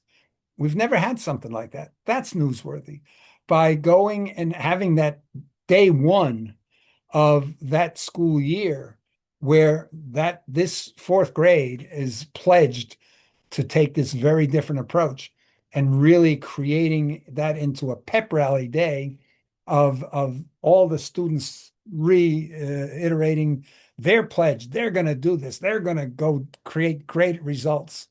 That becomes a newsworthy report. That's something to report about. So being able to approach the media and saying, do you want to be a co-conspirator? A co-conspirator that we're going to cause these news events. We're going to cause pledges of commitment. We are going to cause excitement in schools to radically change the outcomes. We're going to give you opportunities to be able to go into these 10 schools and watch the progress because the tools, the reporting, the monitoring tools will show you the progress that those students are making in catching up with the top schools in that one year. And you're going to be able to go in and actually report on the progress on almost on a weekly basis. If your media outlet is known as a champion for bringing about this change, to be able to report on the progress you're making in bringing about that change, that's media gold. You'll have the parents of those kids. You'll have parents that are concerned that whose kids are not part of that, but wish they were. It gives you a great opportunity to create a loyal following in the media. Then the opportunity to be interviewing students. What do you think about this? Is this too much work for you? Are you able to master this? Do you feel you're making progress? There's just so many opportunities here for the media in that. So, but I want to, as Jerica said, we want to hear from the rest of you. Can you envision this being an opportunity for the media and that the media wants to make that happen, that they can be very influential if the educators know the media is going to make this an issue, that your commissioner of education and maybe your governor is going to want to stand up there and saying, we're behind this initiative to make this great leap forward here. 20 years, my predecessors have never managed to be able to make any improvement on this. We think we have a way. We're going to go and make an improvement. They see that the opportunity for the Educators Association to come out and say, we have had we have this problem, and year after year, we've had all these so-called experts coming in and telling us how we should do our jobs. We're now going to take the initiative and plan how we can bring about the needed changes and achieve the needed results. So that's the psychology we're looking at on two ends here. And then when it's all over, Does anyone have any comments thank you. toward it? Thank you, Jerica. Reminding No me. worries. I want to hear from the others. Well, Yeah, before oh, sorry, go on. Bill, just sorry, Bill, we lost Bill. Oh, did No, you? okay. Yeah, no, it's okay now. Yeah, Okay. because I thought the picture was No, we wanted to hear from you guys yeah, your thoughts on the role the media could play and why would the media be interested? yeah. Bill, sorry, I have another meeting. Can I apologize, please? Okay. Yes. Okay, It was you'll get very the nice. recording. You'll be able to watch the recording. Excellent. Thank you Okay. very much. It was Okay. excellent and excellent to see other friends. See you again, inshallah, soon. Thank Okay. you. Have a Take nice evening. care. Thank Be you. Thank safe. you. Be safe. Yeah, inshallah. Inshallah. Thank you, everybody. Okay. Ali, do you want to start us off with comments about Yeah, the well, mass the media? media would be great. You've got your own YouTube channel, haven't you? So that's a source of engaging people. People are really into alternative media now, rather than the mainstream media. Yes, but the thing about it is for all the talk about the social media and the alternative media, uh, is the mainstream media still has incredible influence. Right. To get an average person that just happens to have a YouTube channel to do an interview with you is one thing, but to have the major ABC, NBC, a major network come and Mm. interview you, that's a whole different ball game. All right. I mean, you could, if you knew any celebrities. Well, this is it. Uh, No, we believe we have the list of all the major journalists, education journalists for the New York Times, for the yeah. Newark Star Ledger, for ABC, NBC. They all have big education editing groups within those networks. Right. And these, I think they would love the opportunity to be part of an initiative to improve education because that's what they Mm. report about. And the number one thing here to keep in mind, if you know a number of your competitors are going to be part of this, the number one thing you want is you don't want to be not there. No, Right. no. So this because your boss is going to come and ask you, hey, wait a minute, everybody's paying attention to this group. Why aren't we part of that? Yeah. Right. So we look to play all those psychological games to encourage participation at all levels.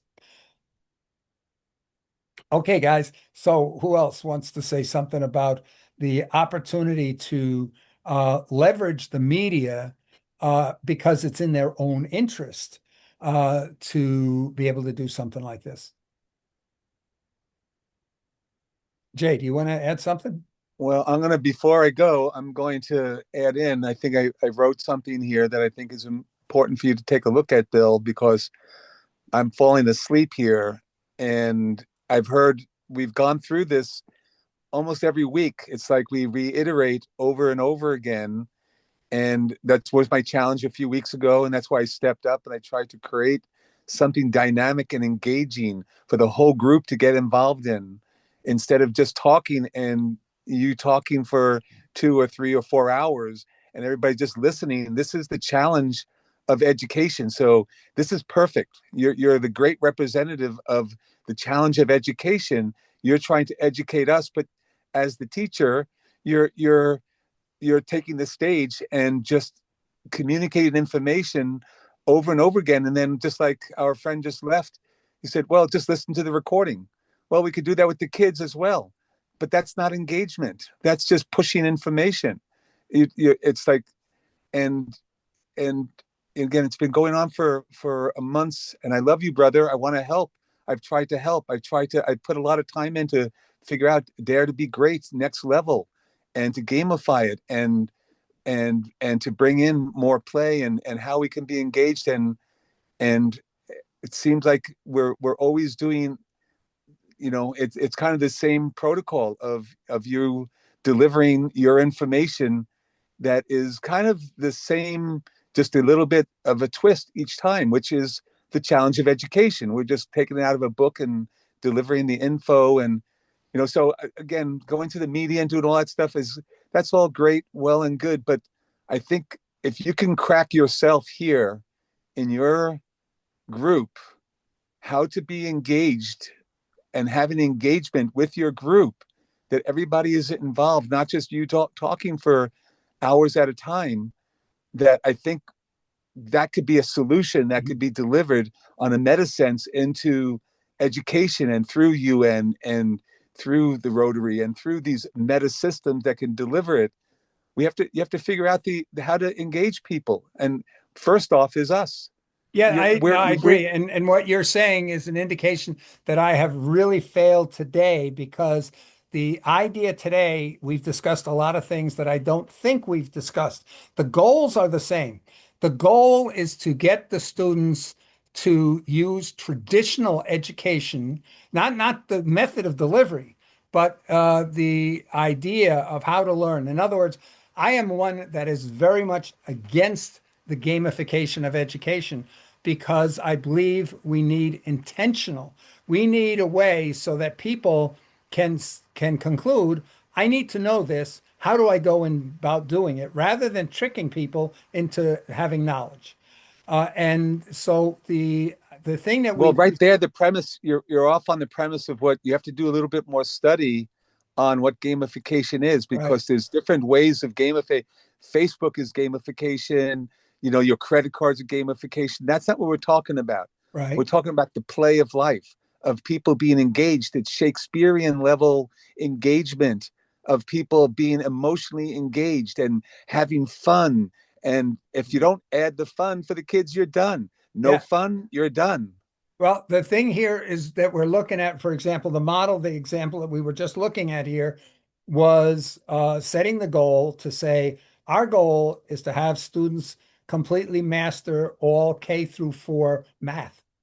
That the traditional school K through 4 math, our goal is the students have mastered that, but mastered that in a way where they have learned how to become independent learners. In other words, they've learned to go and say, I need to know this particular subconcept of math. How can I learn it? And how can I prove I've mastered it so that I can move on to anything that is dependent on my having mastered this particular piece of math? So that is the what we were looking at. What I was trying to get across today was, the problem is we know how to have schools that result in students having mastered those materials that are in schools. And there's a separate debate as to whether the subjects that we teach in the schools are the ones that are important or not. But an independent item here. But for right now, looking and saying that we have all these kids who fail, the education system fails them because they come out of the system without the knowledge. We have a very polarizing system.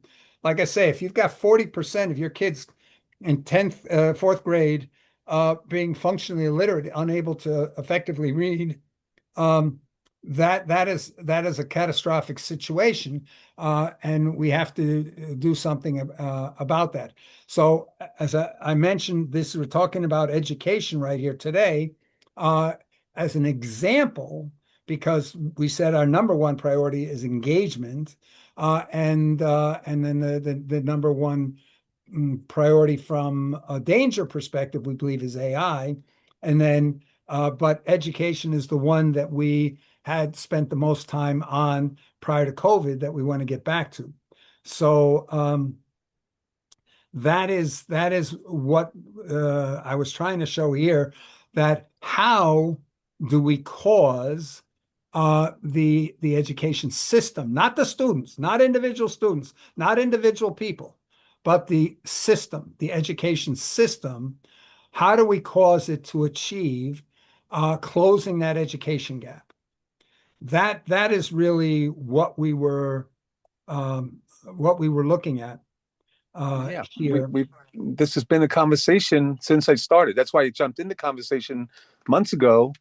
It's the same. That's how we started. That hasn't changed. You But know that we didn't present here uh, the the how. How did we intend to close that education gap? For I example, like I said, I'm going to leave on that note. If you figure it out here with your students, you as the teacher on the front on the pulpit there, and trying to convey information and make it more engaging for us, your classroom here, because that's how it's kind of it's laid out. If you can figure it out here, I would suggest, and that's what I tried to do about a month ago or 3 weeks ago. I laid out something of how to make it more engaging between you and I, and demonstrating principles of better education and interaction, and some dynamic ways for us to be connecting and engaging each other to figure out some of these things that are big issues. You're talking about major issues, but then and you're asking for ways to solve the problems, and then you're going back to the old world of how it is and delivering the information in that old modality. You need to come up with something new here, and I believe if you can figure it out here, you can change the whole world, because you have access into some big channels to make that difference. So I'm trying to be here mhm. as a give some tough love right now, Yeah, no, because no, I really want I Jay, want your mission to succeed. yeah, and Jay, I That's why I've wanna, stayed on here. That's why I get up at right, 6 o'clock. I get up yeah. early, and everybody's here to do this, to support. But I'm just Okay, I think ah, I want to get your feedback on the aspect. We have to start off saying, okay, what is the goal? The goal here is to get uh, uh, all the schools, all the students in all the schools, other than those with certain physical disabilities or disabilities that preclude their being able to do it. But the great majority of all students to be able to achieve 100% grade level according to existing testing uh, processes. That is what for this particular initiative. And we've got here a good dozen initiatives that we are looking for here. This is another one here, which is aimed at getting middle school students to be studying the achievement of the Sustainable Development Goals in their communities, and coming up with ideas on how to achieve those in their communities. And we have many other types of initiatives, projects that are like this. So the but the thing here, I think, is when we talk about here, and I'm not talking about a voluntary system for the most part. I'm talking about getting the schools to change, because the schools are failing. If you're an individual in a school where 90% of the kids can't read, and maybe you've been trying, your chances of being successful are almost zero. So the issue here is how do we get the school to change to methods that we can see are successful? So I want to keep the discussion limited to that. And then the question is how. And so what we're talking about, we talked many of the weeks, we've talked about the problems, the challenges, but we have not yet talked about how. And the here we see you can see here how many different things we've got. Surveys of New Jersey teachers on the direct causes. strategy for engaging educator advisors, the pilot school competition. This is how do we get schools, uh, shoot, how do we get schools uh, to uh, to participate?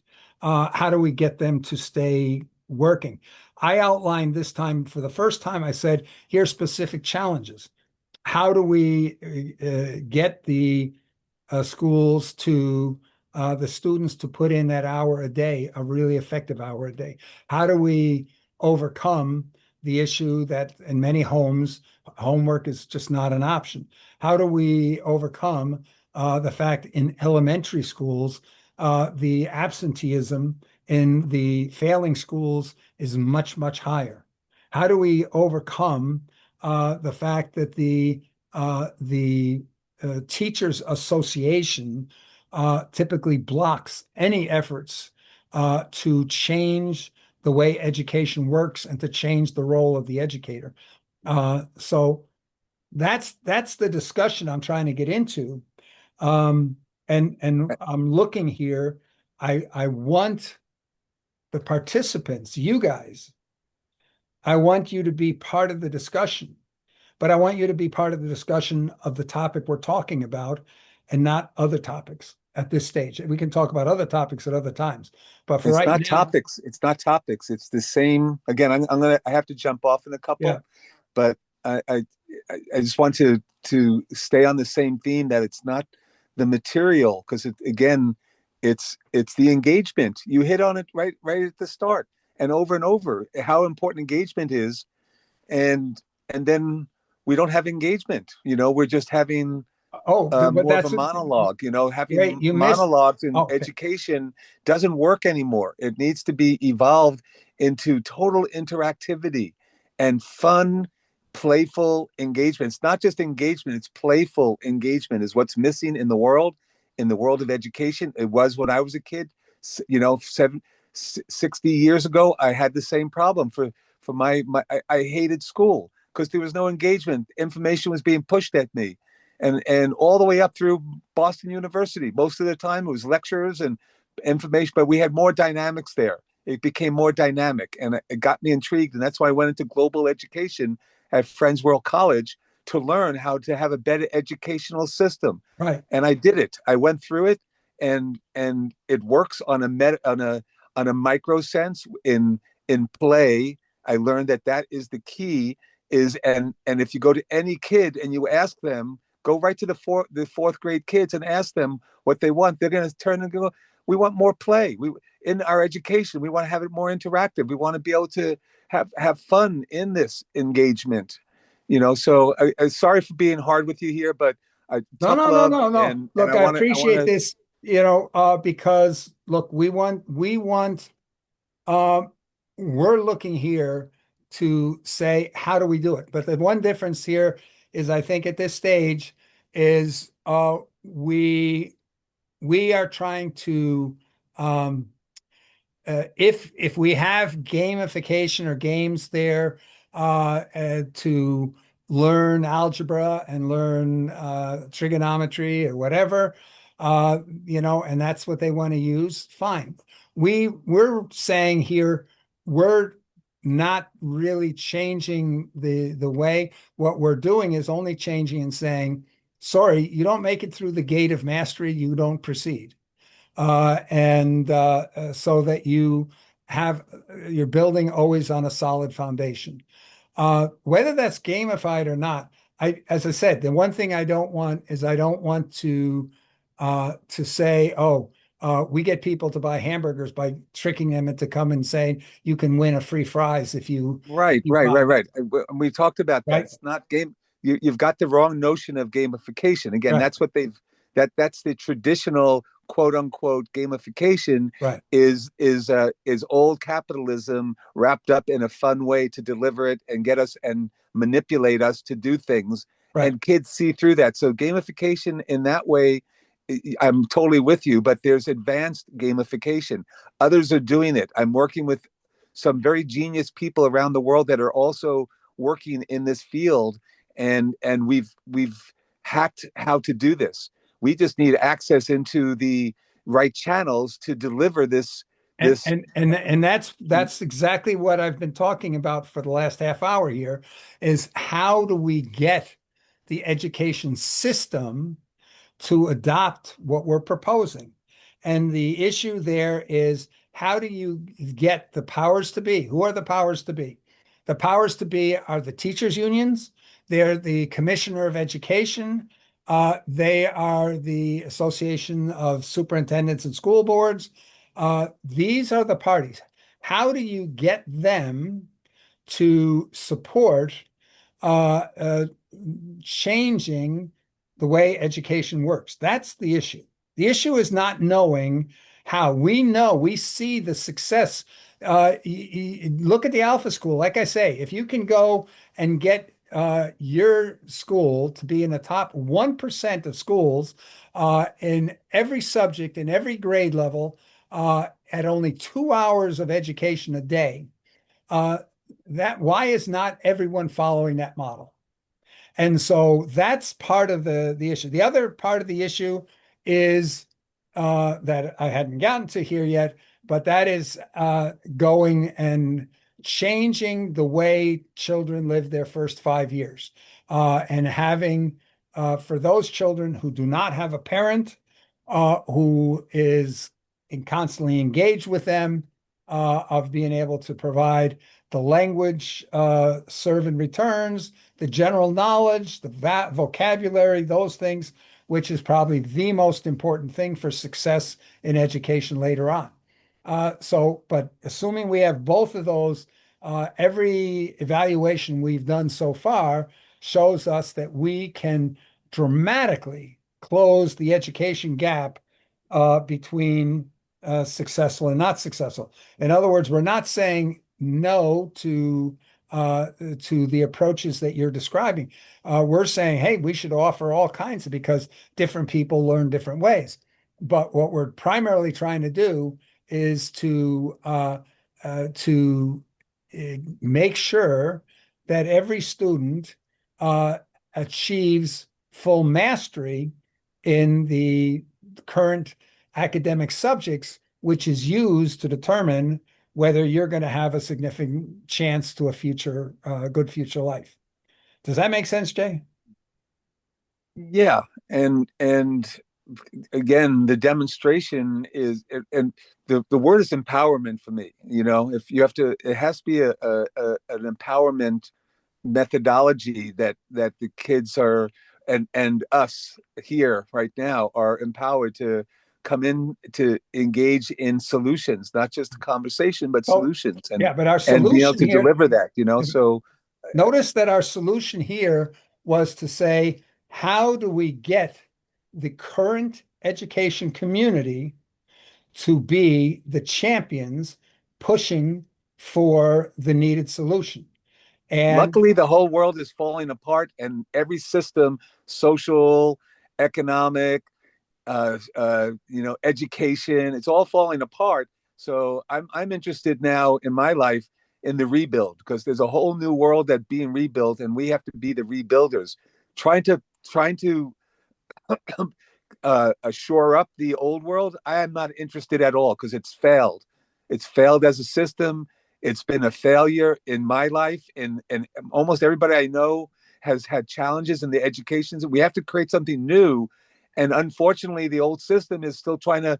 It's mafia. They're trying to keep Mhm. their domain and their money in their, ancestrally inside of their system.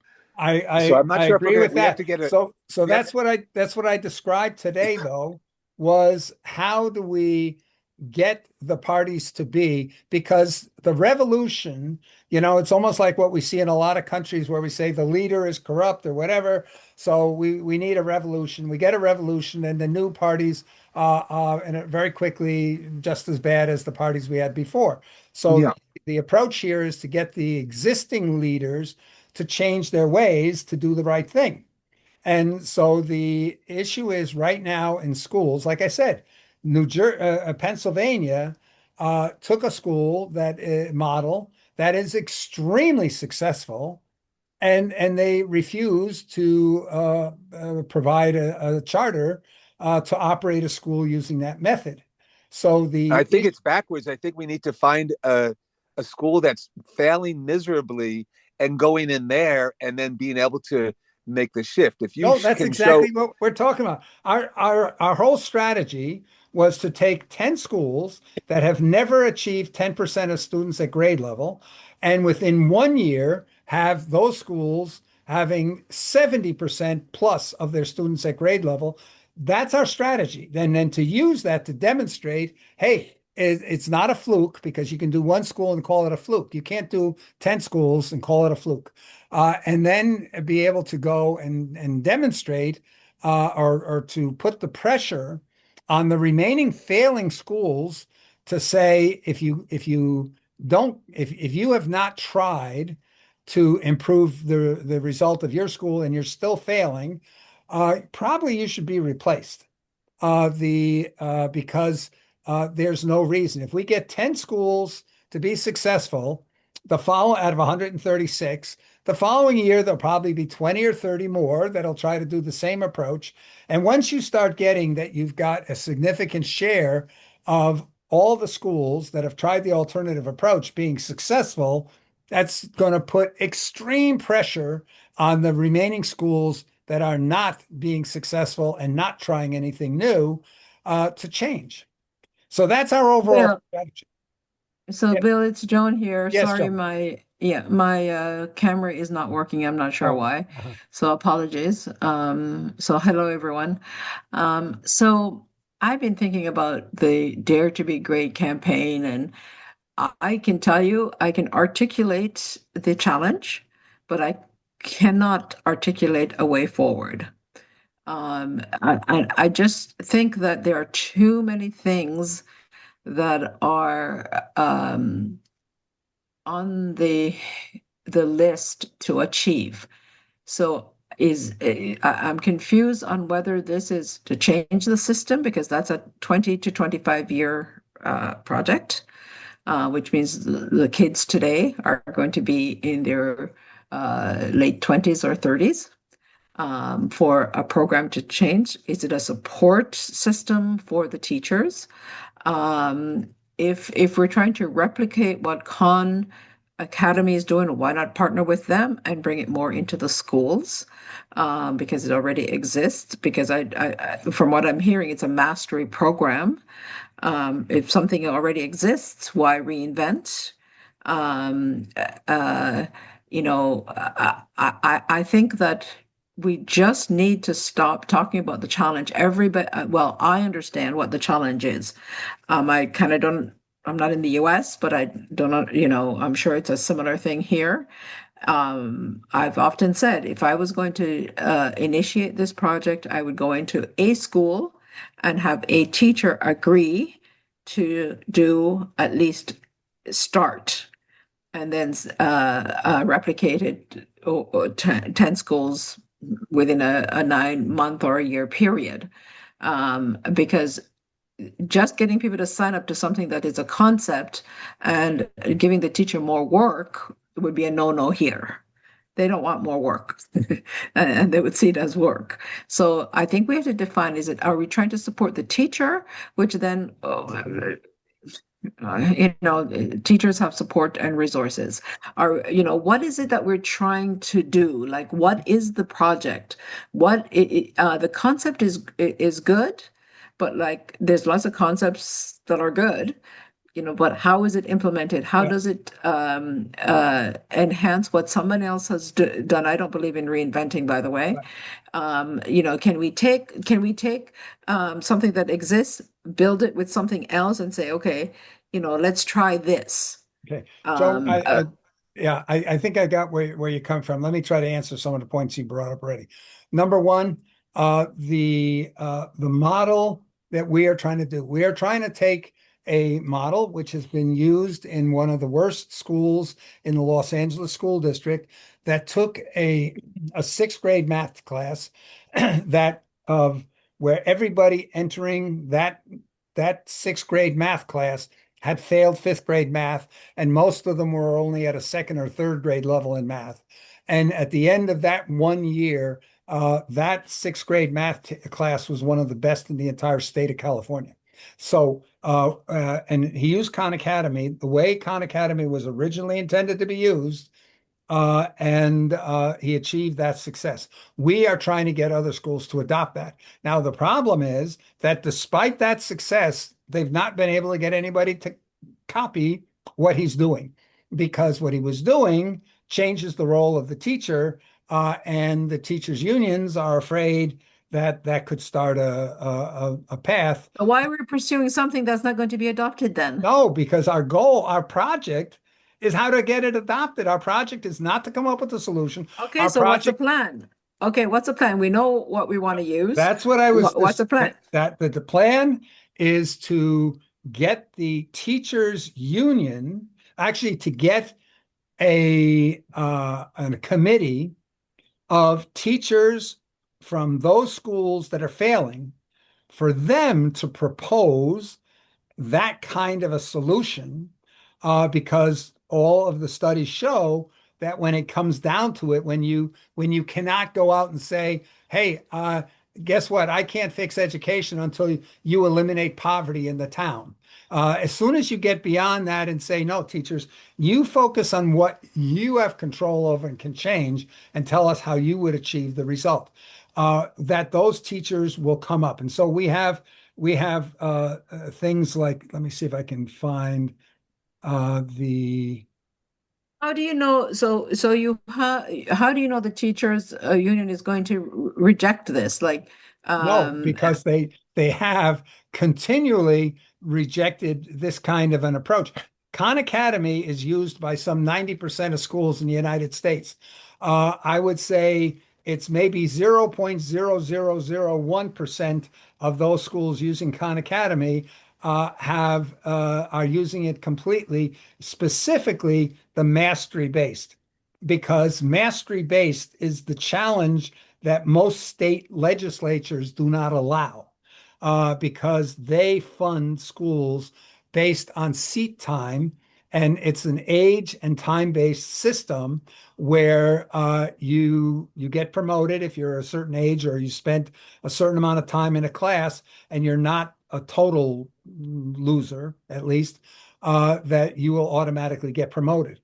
It's so very what we have interesting. to do, hold on. What we have to do is do something that doesn't threaten the system in terms of the teachers, but You're bring right. in an And the approach. teachers themselves will be the ones, they have to pull the solution. They will not accept we can find thousands of So do it on an projects. individual basis then, like if you have a classroom and a teacher agree, then we support them and then move on and do it The, that the, way the and the do teachers are systemic. not allowed.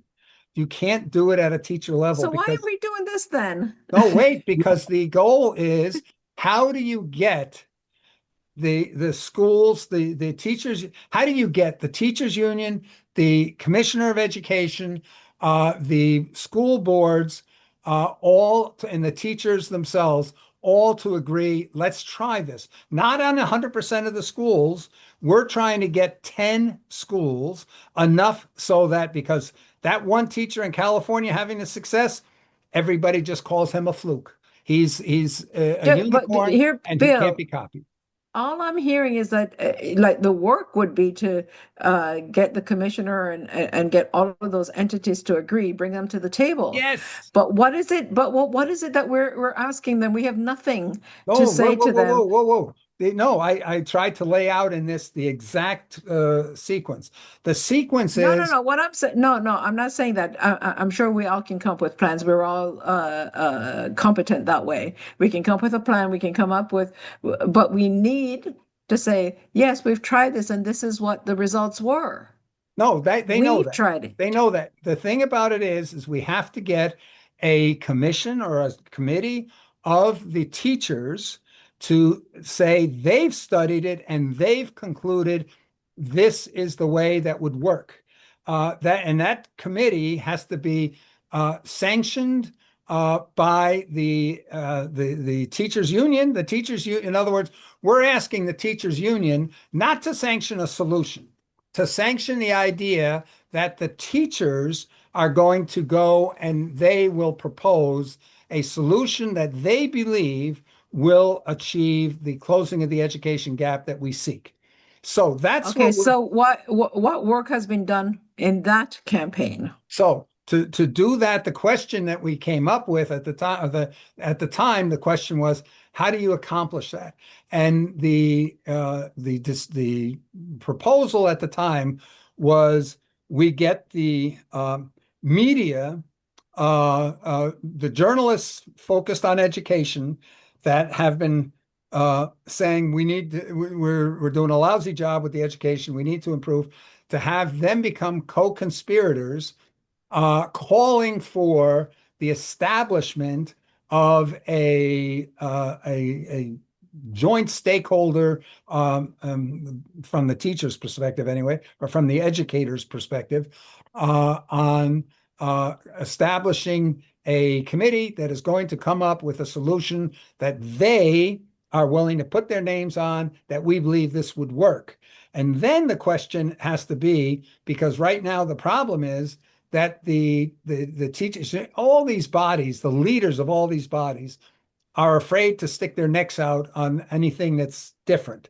So you've got to show them some assurance. So by being able to go and show the path to the journalists beginning, to say this is a path that we believe can get us to that 70% plus students at grade level in 1 year in fourth grade math.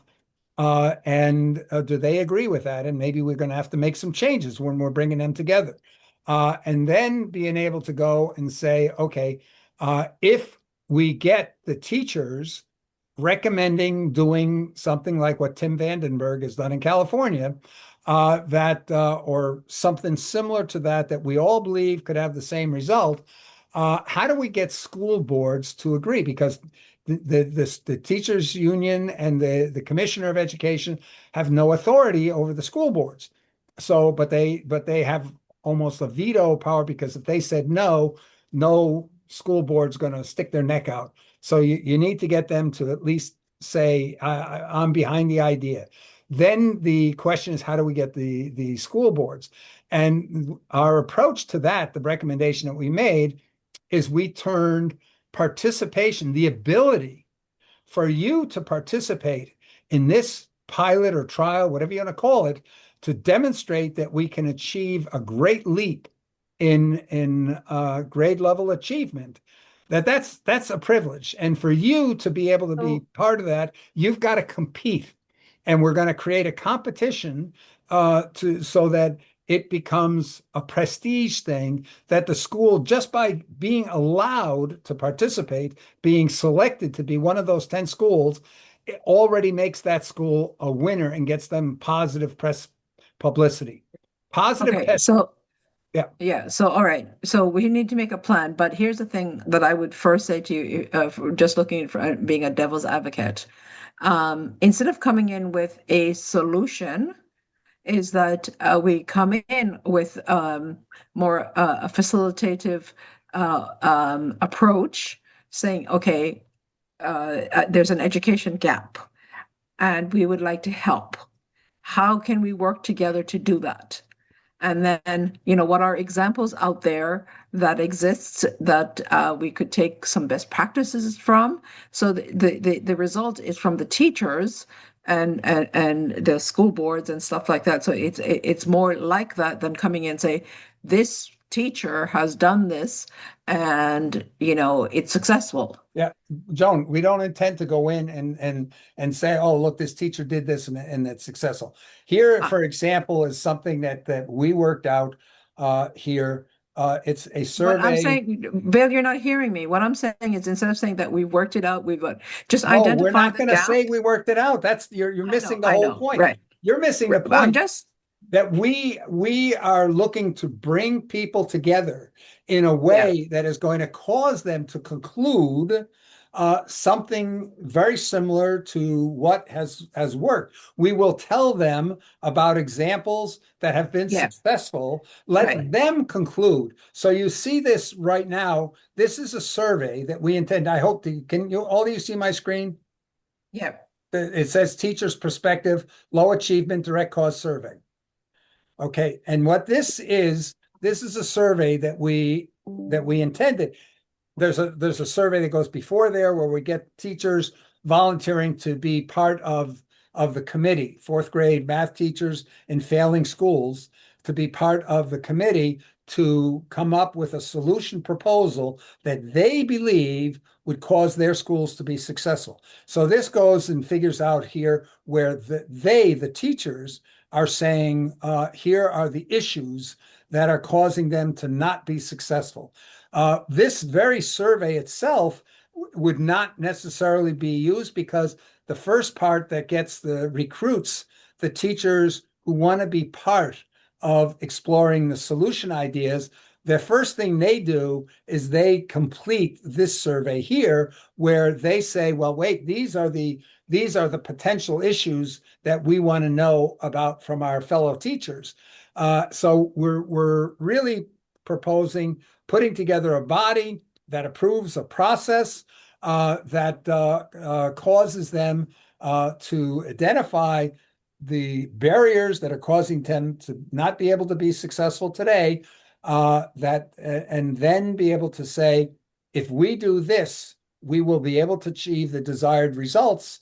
And then if you've got the teachers in a committee that was established with partnership with the Teachers Association and other parties out there, saying, hey, we, the educators, believe we can be successful if we take this approach, and then being able to come up with a way of getting schools to participate to want to participate in that survey. And I'll show you. May I also suggest something as well? Could we organize an event, whether it's in person or hybrids or online, where maybe we invite just people? It's a conference. It's not directed at the school boards or anything like that. It's how do we address the education gap? Okay, Yeah, and well, people and, come and together. who are the people right now? Who are the people that talk most about the education gap? Well, we can think about the target markets and stuff like that. Well, yeah, but What I'm that's saying, exactly the point. The point is here you've got think tanks that do that, and the okay, think so we tanks. invite them. So we Well, identify wait a who's minute. The doing think it. tanks if you have the think tanks, the traditional think tanks in education, they're automatically rejected by the education community. But But the that's ones what that that. you have, But Bill, you're not listening to me. What I'm saying is, just listen to the idea, yeah, because I'm not saying we're going to go forward with it. I'm saying maybe we put together something that, invite the people who are doing all of these solutions, have examples of a way of addressing the gap, right? Just generic. So invite them all. Khan Economy, gamers, support groups, and they come and they share their what works, what did they learn, what doesn't work, and then we collect that information, and then Joan, contact. that already exists, Joan. That already exists. Okay, let's work with them. There are conferences done here. What I'm not getting across, we involved probably more than 100 people back in about 8 to 10 years ago. And we had a lot of discussions with people. This is example, we've got probably about 30, 40 papers on this. This is the one aspect of how do we get schools to participate. This paper includes only that one aspect. And we have, for example, there's in New Jersey, there is a tiny NGO that has spent millions of dollars just this last year alone trying to create awareness for the state of education in New Jersey. The founder of that is interesting. She went to high school with my son, and they've literally got access. Her husband is a multi-billionaire, and so she's partnered with the former commissioner of education of New Jersey. And as a result of all of this, we actually wrote to some 200 school principals back in 20, it was actually in March of 2020, because it was, we sent these emails to so many of the principals out there. And then we were surprised. Well, first thing is, the day we sent out those emails was the day they announced they were closing the schools because of COVID. Happened to be on the exact same day. So we didn't get any responses. We then went back out to try to understand. We thought, gee, somebody at least would probably respond. But the comment across the board was they were all dealing with how to shut the schools down, how to keep things going. And we talked to a number of the secretaries of the principals to get that feedback on that. There's a lot of very detailed examples here, detailed examples of what parties, and this is what led us that the media, the education departments of your major TV networks, of your major newspapers, they are currently the primary champions of education initiatives taking place in schools in places like New York City and in places like New Jersey. So we've got a list of the media that we would like to invite to participate on this. But the communication that we sent out was only asking those principals, informing them that we wanted to put together a body of fourth grade math teachers to discuss the problem of the education gaps in math and education. And would they pass that on to their fourth grade teachers? Well, the fourth grade teachers were in the process of leaving the school. So that did not work at the time. So now we're looking and saying, hey, now's the time that we could do this. But this is just with regards to education. And I have to say that over the last few years, education sort of dropped out of being our top priority, but it's the furthest along in terms of the maturity of how we can proceed. Does that, I don't know, Joan, I don't know if you're able to follow me here in terms of the process, create a committee of co-conspirators of the media community, the education part of the media community, and demonstrate why the media, this is such a hot topic of interest to the media, that they would say we're making a major push to showcase the state of education and the reason why we're not there. And you can go and look up those $1 million put into the awareness campaign by its wakeupnj.org, I think is the name of it, that bringing them in and a couple of other NGOs to demonstrate that how bad things are and the fact that nothing is going on, or to say how bad things are and the education community is organizing now to do something about it. And then using that to get here perhaps the political side and the Teachers Association, and we also have the Superintendents Association. We also have the Principals Association, National Association of Secondary School Principals. Well, primary, we would want to get the primary school principals to get them to champion the idea that we're going to have a conference or a committee established that is going to recommend how we can actually achieve the closing the education gap, and then making available only to that. Well, first having those committees, helping them facilitate gathering their own information on why we're not able to achieve the results that we're looking for today, and then being able to have them conclude how they could achieve the desired results on things that are under their control, not the community, the broader community or outsiders. And What that, I yeah, I hear what you're saying too.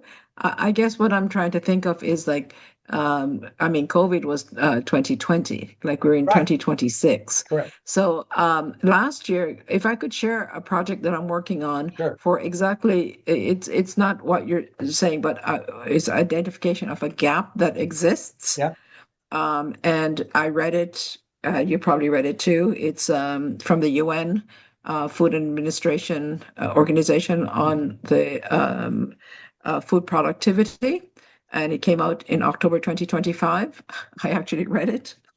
I'm not sure if a lot of people did. But from that, so 2025, October 2025, having read it, I extrapolated what needed to happen, right? So if I could share just quickly, I won't sure. go through the whole thing. It's only 10 slides. I don't know if I have, I need a permission Oh, to okay, share. hold on. Like I said, it's 10 slides. I'm going to go through probably four, just And to show I'm you. hanging on here, Joan, just for you. I really needed to bail, but I want to. I'm glad that you stepped up here, and I do want to. Let's continue conversation. I'm gonna listen to your slides, and I'm gonna bail off from there. But Okay. Oh, thank you. let's figure this out. Let's figure something out that we can demonstrate here. Yeah. So this Okay, is an there idea. you should be able to go Okay. now. Yeah, thanks. So this is what I'm talking about when identification, where do you go from here? So that's slide number one. This was at the Women's International Development Conference I did. Whoops. We don't need to know about me. So this is the report that came out from the UN. And what it stated was that we don't need more land, or we don't need all the things that a lot of people are saying to grow more food to feed the people who are hungry. What we need is to actually pay women more money. So there's a 24% productivity loss in the agricultural space. So agriculture makes $4.4 trillion, and we're losing $1 trillion from this lack of productivity issue. So what is productivity loss? So it's a difference between what a plot can make and what it doesn't make. So, for example, if you had two equal spaces, male and female, 1 acre each. The males are usually, and these are mostly in I'm going to call it historic countries because I don't like developing countries. It sounds like a put down to me. So the men are able to access money to buy machinery and seeds and technology like irrigation systems, so they can actually service the plot of land more. So they actually get more production.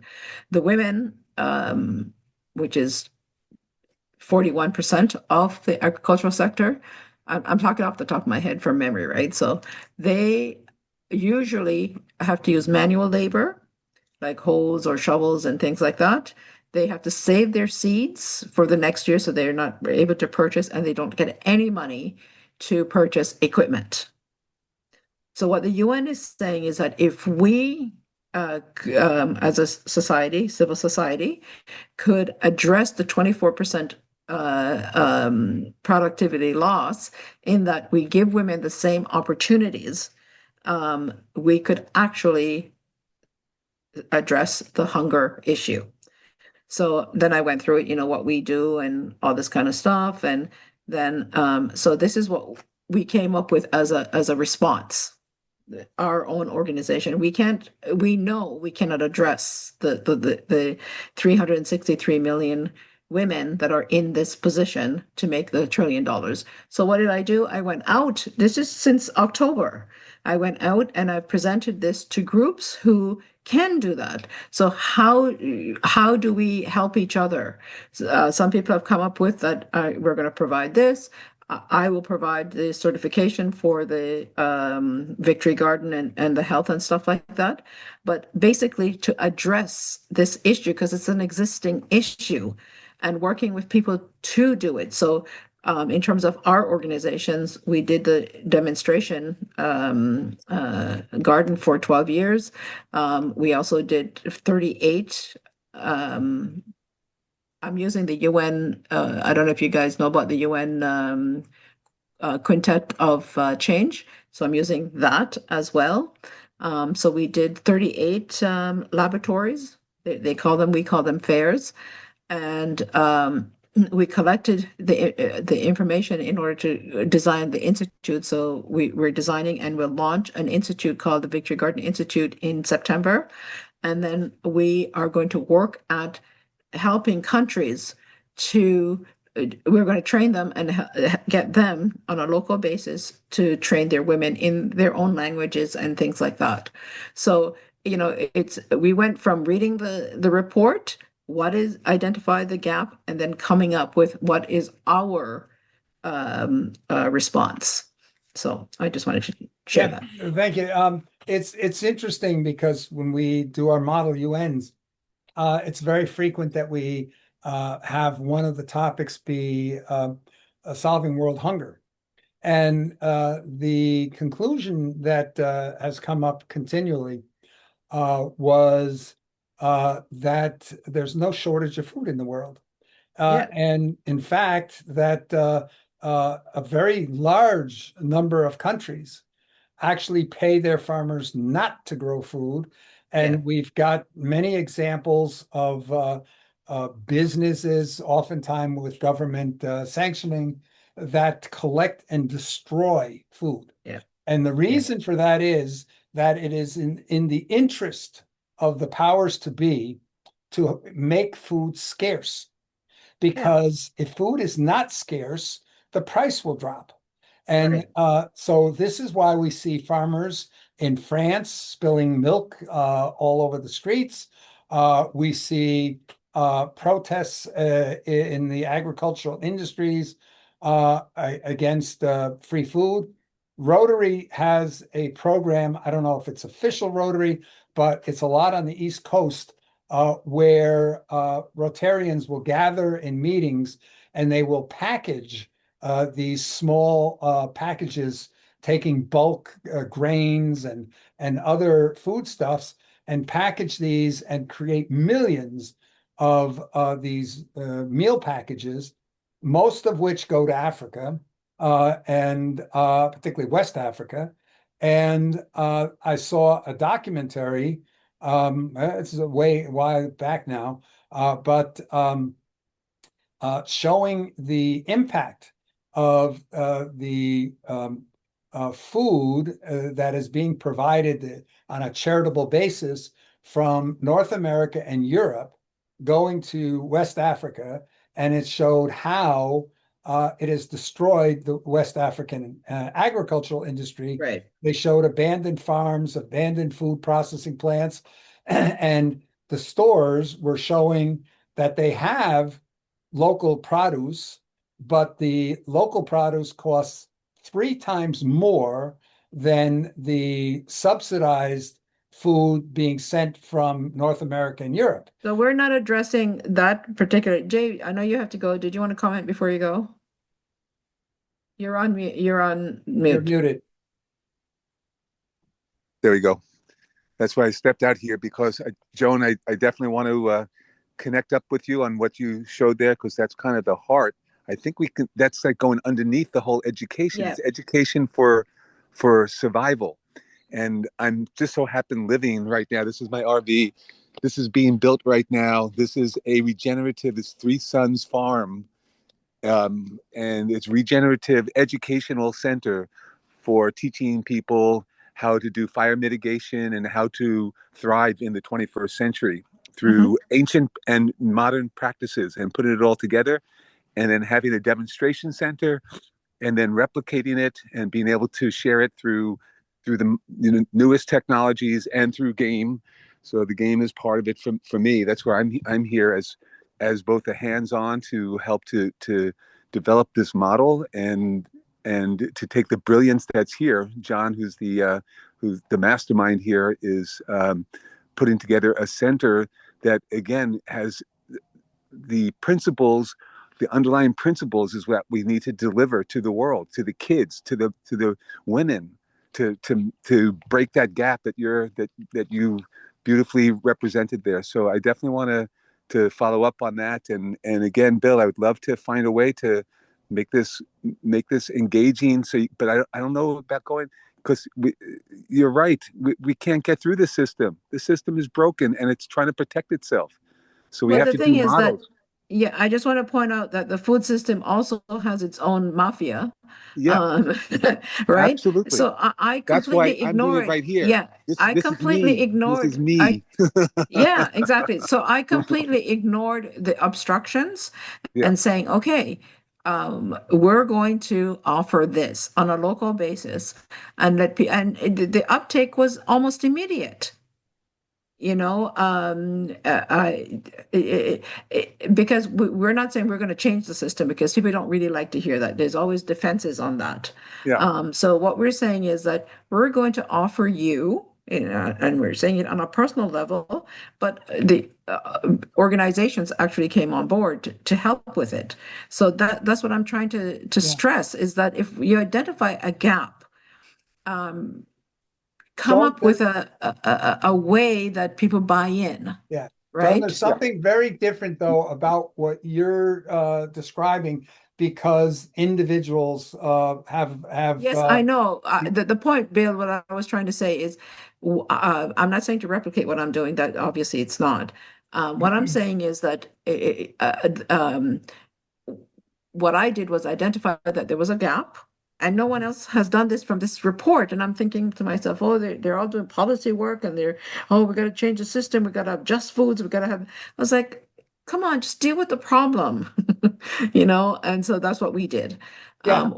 And I wanted to, first, I started out, what did I try to achieve? That was the first question. And what was our capability as an organization? So that was how I started. And I, then going back from that. And I think what I'm trying to say is that coming up with a campaign, what can be achieved? Anyway, yes. sorry, And the thing Alia. about it I think is Alia wants to say something. Sorry. yeah. Oh, well, I wondered if you'd heard of a Hindi film, Joan, a 1950s film called Mother India. And No. I know people don't often think about it, but Hindi cinema, most of the films have, they're based on social and moral values, and Hmm. that story tells the tale of a single female mother farmer and all her problems, Hmm. financial, how she has to manage the land. So, Hmm. that UN report, Hmm. that sort of that crystallizes Hmm. what the Hindi film world portrayed in the 1950s. Hmm. Well, I I know think here, yeah, our family, when I was growing up, we had our own sustainable farm. We didn't call it that, mind you, but that's what Yeah, it was. You know, we had our own food, we had a grocery store, we had festivals, we had all kinds of stuff. It was a yeah. community center in really, and I Where really was loved that? having in Jamaica. Oh, in Jamaica. Yeah. Wow. It was our Indian, Right. we had an Indian community. So it was everybody Right. from India. And my grandfather was the religious leader for Wow. yeah. So anyway, what I'm trying to say is, I grew up with the enjoyment of food. yeah. Yeah. But You know, I Yeah. think so here I want to try to critical. bring us back, because we're almost 3 hours into the yeah, and I have session to here, go too. and I I have to just want to go So here, get this guys. back So to I what. say, Lunga, I'm going to take off right now. So Okay, thank you so much, and I'd love to, Joan. I definitely want to hook up with you. Let's make that connection okay. and continue the conversation there. And Bill, let's figure this thing out, Yeah, man. no, I agree. Come And I on. accept your thing because I'm the fact that some of the comments were being made showed I didn't get across what I was trying to get across this time. Number one, yes, we are not trying to change for the individuals. We are trying to change the system because Yeah. we're not dealing with a piece where individuals have a role. Other than the US, for example, we've got a concept of homeschooling, and there are millions of kids in the US whose parents teach their own kids and they don't go to public schools or private schools.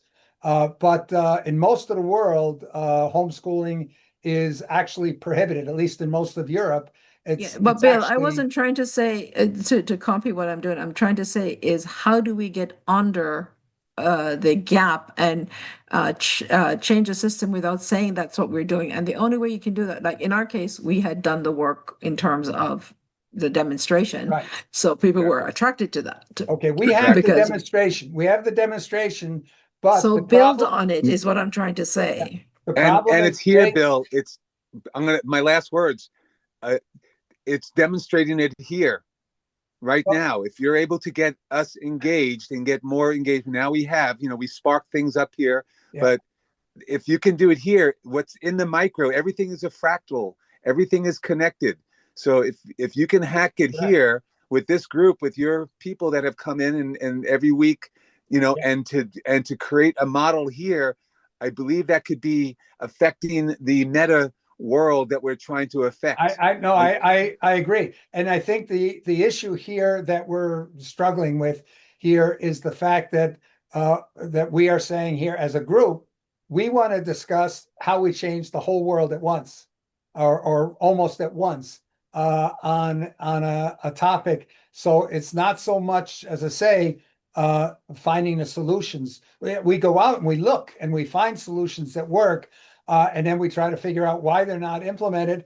And the reason that we find in most cases is because the powers to be don't want the solution. We see right. surveys that were done in New Jersey where the majority of the parents of middle class families do not want the children of lower caste families to be educated. They don't want it because that would be competition for their kids later in life. So it's a very complex situation, but that doesn't mean we can ignore it. So the question that we need to do for a group like this, where we've got a ton of materials and research, we have to Yeah. start off by going and being able to hear in this group, acknowledge the goal, and then look at the materials that have been collected and gathered, and then ask ourselves, do you think that approach can achieve the desired result? And if not, how do we need to change that? Okay, But so Bill, I have another, if Jay, I have a 3-minute video that I'd like to share as well. yes, please. Okay, For I'll wait one more. I keep waiting for yeah, sorry. This is I just think my you'd be last three interested in minutes. it. Go for it. Yeah. So this is a group that we're creating with Rotary Good. and IEEE. So I created this program for them, and this is all done just recently. This is thank.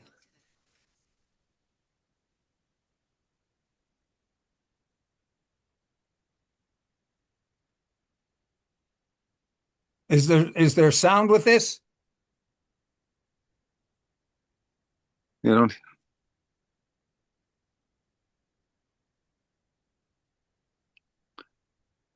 there's no sound. Oh, sorry. Oh, when I uploaded it, I probably didn't. You're supposed to do the sound thing, aren't you? Okay, share sound. There we go. Sorry. And I hope it'll go back to the beginning. Okay, let me get it to the beginning. Sorry about that, guys. Problem. Welcome to the Smart Food Systems Coordinator Professional Training for Technical Leadership and Climate Resilience, brought to you by the Victory Garden Institute and Silicon Valley eRotaract. As a coordinator, you are a technical implementation officer. Your mission involves 3 key areas: designing food systems that bridge biology and data, facilitating community workshops for knowledge transfer, and monitoring data for precision stewardship to optimize resource efficiency. Our work follows the UNFAO Save and Grow mandate, focusing on sustainable intensification. This means producing more, with fewer inputs, by enhancing natural capital and returning to the roots of healthy soil. Mastering the natural capital stems involves two pillars: regenerative pillars, like no-till soil management and agroforestry, and biotic health, which focuses on cultivating soil microbes and protecting climate-resilient seeds. The Tech Node focuses on the Victory Hub for data-driven decisions. Responsibilities include IoT installation and calibration, designing precision irrigation systems, and data visualization for community stewards.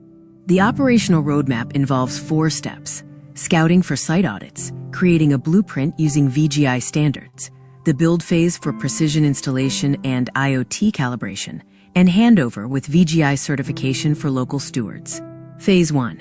Site audit and water security. This involves checking for solar access, stable water sources, soil safety thresholds for lead and arsenic, and connectivity for the IoT gateway signal. Phase 2 focuses on precision implementation. This includes no-till and biosequestration, carbon sinks using mulch layers, hydraulic headroom for targeted irrigation, and nutrient cycling for soil biology. Phase 3 is the VGI Workshop Series, your handover legacy. You will certify local stewards through workshops on horticulture, smart tech usage of the Victory Hub, and systems maintenance for hardware care.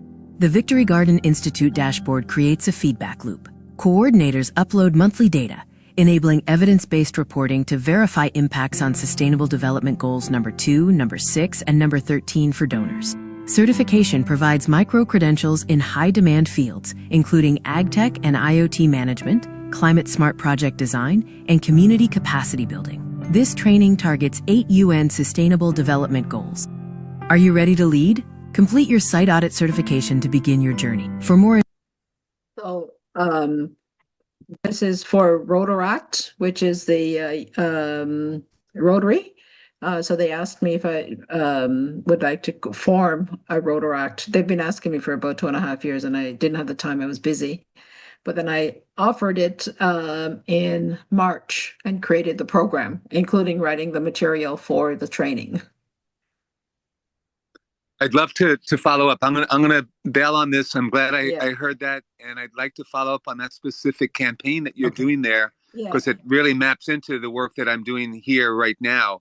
You know, we're education in general, but our specific focus is regenerative farming and regenerative lifestyle, and kind of the evolution of how we are, feeding ourselves in the world. And so this is I like the work that you're doing here, and I'd love to follow up on it. Jay, before And you leave, I just want to. I just want to say that the reason I'm showing it is that we can take an idea and do a program around it. Yeah. I'm ready. I've been Yeah. ready for months now. I'm ready to do it, to implement. I've already laid it out, from my perspective. I'm just Yeah. giving one. I know everybody has their own. I have one that I think is timely, and I'd love to have it implemented through this group, and uh, yeah, I'll just leave it at that. Jay, before you leave, just one thing, because you said something about the world is changing in a couple of years. It's going to be so different that when we look at education, why are we bothering to talk about this? And I was demonstrating that example today to show how we approach what the obstacles are to accomplishing something. So I took an example that we had to complete. As I say, we probably have over 100. The description of that project that was describing is we've probably got over 100 pages on each individual aspect along the way. Why? How do we do it? How do we get the parties to be engaged? Because if you come and ask the teachers unions to come and say, how do you fix it? They're only going to say you got to change society first. We can't fix education from within. So you've got to come, and they are willing to go and say, we will support the process of getting the teachers' voices heard, but they probably would not support themselves any proposal because they don't want to go out on a risk, on a limb. So that's why I was describing here the process that we went through to say, okay, if we got the teachers, if we just go to teachers and get the teachers to make some group of teachers to make a recommendation, it will not be supported by the teachers unions if it has any doubts as to what it might mean for other teachers.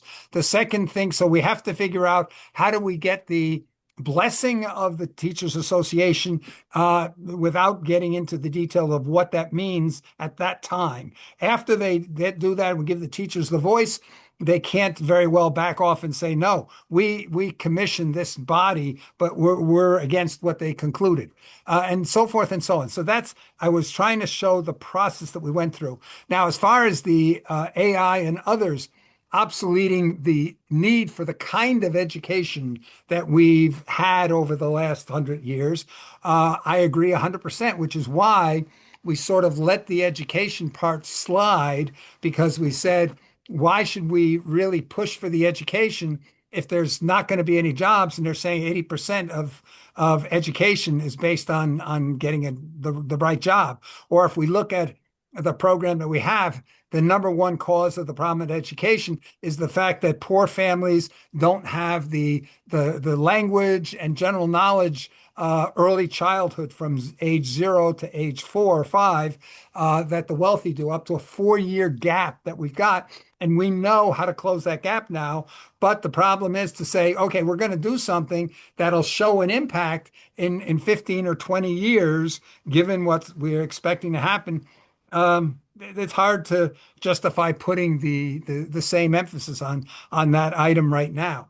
So yes, I agree with those, but I think even if it's not going to be to get jobs or whatnot, it's really going to be even more important that people still their development to provide the critical thinking and creativeness and all those types of things to support just your personal passions and what. Well, it's So healing. It's right now. The kids of this generation have been damaged dramatically through COVID and everything else that has happened in the last few years. So it's more the healing. I'm interested in the new world that we're creating, that we have to create out of the ashes of the madness that we've all lived through our lives of, and the education system and all the other systems that are broken. They're all broken, and they need to be fixed. And that's why I came on here, that to step up, that we can dare to be great, to create something different out of the realm of the way the system, and trying to prove it to the educational mafia. We have to create something better. We have to create a better mousetrap here but the question to is, get kids engaged. yeah, And but the we question have is that, solutions. I have a bunch of cohorts around the world that have solutions. We're putting it together. We will be demonstrating it. And I hope we can do it through your forum here, because I yeah. think we can reach a lot of people if we can get to some of these channels with the pieces that we have together right now. We don't have to do anything more. And the people that you got on here with some of their solutions, we can make that impact. Yeah, So yeah. that's the I'm plan. going to send you, Jay, the thing, because we have the so-called The Future We Want series of projects that it would get groups of students in almost every middle school in the world engaged in assessing the situation in their community and how they could make their community better, Yeah, and I'm informing interested in people. that. And Yes. we've got another one that does the same thing with music, another one that does the same thing with art. And the idea is to, because when they do the art competition, they do it by presenting their conclusions to the general population, to their parents, their aunts and uncles and grandparents, as a way to increase awareness and concern about issues and hope for what could be done about it. And then finally, even though I don't necessarily like who was behind it, if you recall that TV show, The Apprentice, where you had teams competing who could accomplish something the best, that we're looking to be able to take the schools and the ideas that these kids came up with on how to improve their communities, to have competitions for It's the not best competition. implementation. Again, that's going back to what you were saying before of it doesn't work, the gamification, from that perspective, because it's competition, old world competition. New competition is what I outlined as co-opetition. Yes, but Everybody here, wins and some win more. So you know, I'm gonna and leave on that note, because that's where yeah, we're That's where we're at. That's very much the same thing that we see. 50% of all participating groups would win extra, but everybody gets the benefit of what they've accomplished if they accomplish something. But the idea here is there is nothing but beating somebody else that is the most driving motivational factor for most humans. And Yeah, look at where it's got us. I don't We got know. to change that. No, so it's got us a lot of good things. It's got us some things that are not so good, but it's got us a lot of good things because it causes people to strive harder. Yeah. And so, at any rate, we'll talk about those because we've got All right. concrete project proposals for all of those steps that are based on engaging large numbers. It's not a competition to find the winners. It's competition to maximize participation. Yeah, I'm with you on that one. Yeah. And Okay. all So right, be at any well. rate, guys, we are now over 3 hours. I did not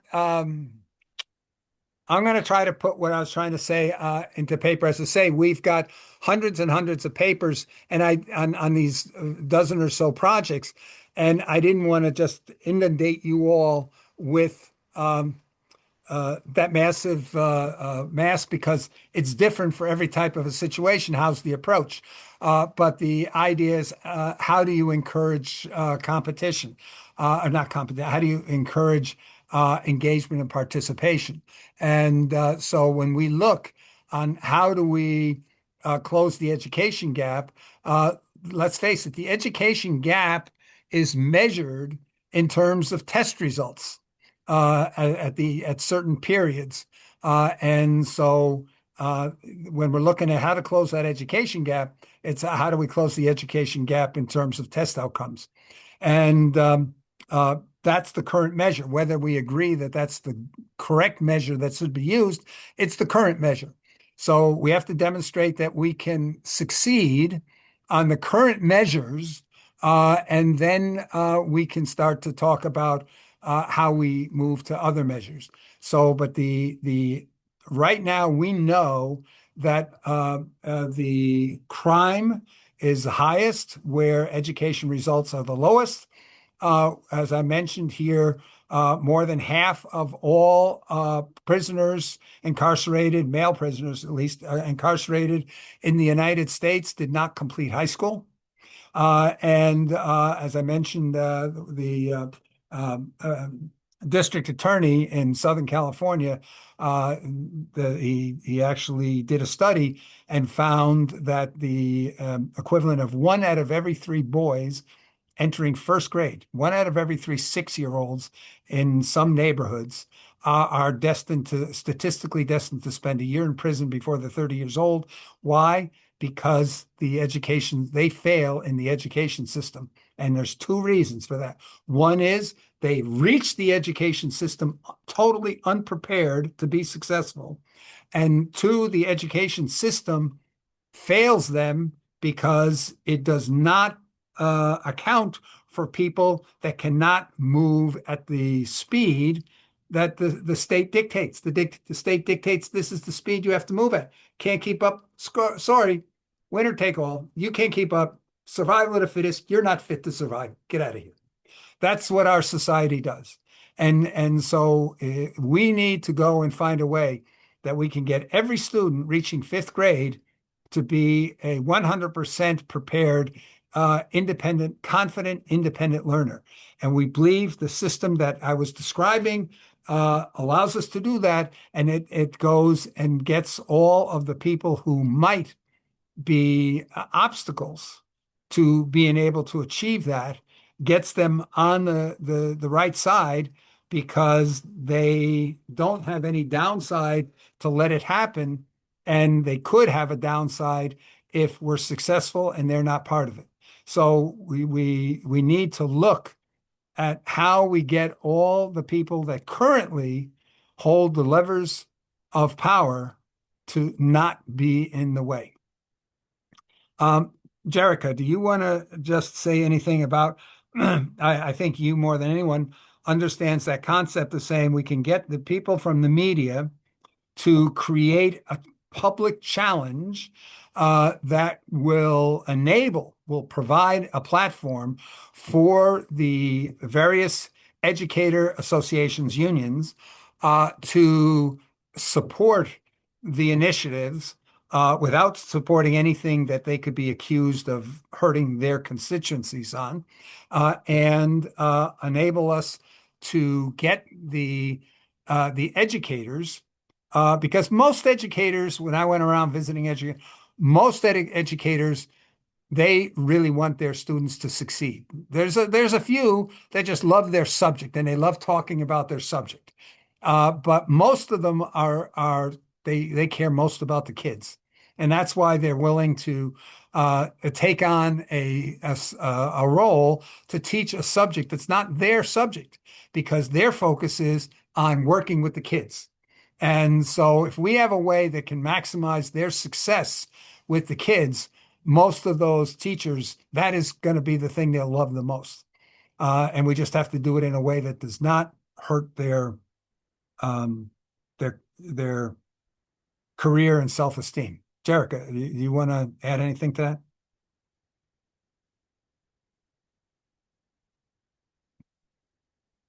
that? Jerica, you there?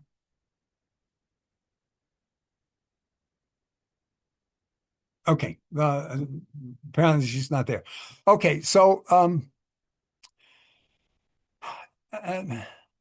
Um, Madeline, you've been with us, I think, the whole time. Do you understand what I was talking about here in terms of getting the powers to be to support the initiative and then having a support structure to encourage or to ensure the continued engagement of the participants throughout the year?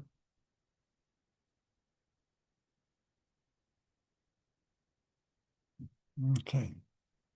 It looks to me like most people are gonna. Alia, do you want to just say any closing remarks as we wrap up here? Yeah, I think it's been really interesting and valuable discussing everything in a stepwise manner. There are lots of potential ways to fix the problem, but the key is to hang in there and be consistent, really, to have a global effect, in my opinion. Yeah, and I think one of the things that's really important when we set the goals, we're generally looking here at the World Bank statistics. If it's not going to change the World Bank statistics, we're probably not going to have the impact we're looking for. And so it's relatively easy. I mean, I feel I could go into any school and I could take any individual school and I could help improve the outcomes for that school. But that's very different from if you were a minister of education of a country to say, how do I raise the education outcomes of my whole country? Because the one is a direct impact and the other one is having an indirect impact. As a small group, almost everything we do is how do we create an indirect impact? How do we get other people to do the things that we feel are needed? And that's, I think, something that a lot of people struggle with because they can't envision how do you put together a sequence of events. It's almost like playing billiards to say, okay, I'm hitting this ball that's going to hit that ball because I want that ball to go hit another ball. uh, that's what we're doing. So we're not shooting directly at the ball to go in the pocket. We're shooting at a ball that's going to hit another ball that's going to go into the pocket, or maybe three or four balls in between. Yeah, I Uh, think it's important that we, touched on the strategy of creating those pathways to cause things to happen and to influence those who can wield those types of mass global movements, mobilizations, changes, the hard pivots that we need to make in certain industries if we're influential enough in the proper framework of strategy. I think that this could, really, really be a turning point. Yeah, and I think this example that I picked, closing the education gap, that involves a lot of players. There's a lot of players. And so how do you work with one group of players to influence another group of players for them to take an action that will either enable or encourage yet another group of players to do something? Because the direct approach has not worked. We don't see that. Even that one teacher, Tim Vandenberg, that I keep referring to in California, he initially had problems with his school allowing him to take the approach that's so successful. And it's only when that approach came so successful that the school even allowed him to do it for another year. So you, there's just a lot of moving balls on this, and to say, oh, okay, you know what? Let's ignore the schools. Let's go out and let's only work with some private schools because they have the power to make the changes on their own. Or let's work with the homeschooling. Well, homeschooling is making the change anyway, but they've never had really the problem. Almost all the homeschooling studies show they are much, much more successful than the public schools because you have a small group and the students learn to be responsible for doing their own work. And they're there because a parent cares what they're doing and what they're learning. So, but the challenge is not how do you make the best better, because that's what a lot of schools do. Most teachers go and they say, you got a choice. Do you want to spend some extra time with your best students, or do you want to spend some extra time with your worst students? Most teachers are going to say, I'd rather spend the time with my best students because they really love to work with me. And the worst students give me a lot of grief. They mouth off to me. They got discipline problems. They don't understand the prerequisite material, so they don't understand what I'm trying to explain to them. And yet we know the place they should be spending the time is with the students that are furthest behind. And so that is something here that the system, the method that we're talking about, because it highlights where every student is at. So the teacher can spend more time with the students that need help the most. And that's something that they don't get to do when they're one size fits all classroom. Because if they target the students that need the help the most, the successful students are going to be bored, silly, and go to sleep. If they focus on the students that are doing great, then the lower achieving students, they have no clue what's going on and they just tune out. So that's been known in the education community for many years. We have to get to individualized learning, and individualized learning where not individualized learning that is driven by the teacher, but individualized learning that is driven by the student so that the student can become that independent learner. At any rate, I think that's all we've got time for today. I thank you for hanging in there.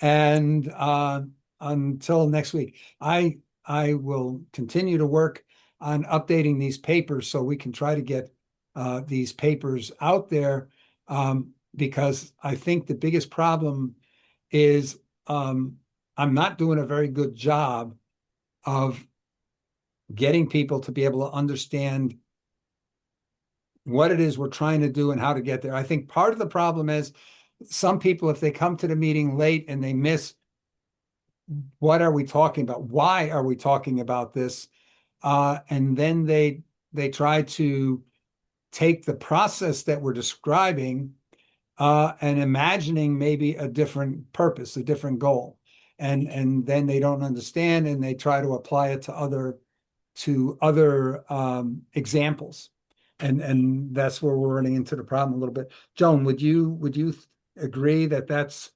maybe a major part of the problem here, that I got to figure out a way so that everybody who's in the meeting is really understanding, okay, this is the goal we're trying to accomplish with this meeting.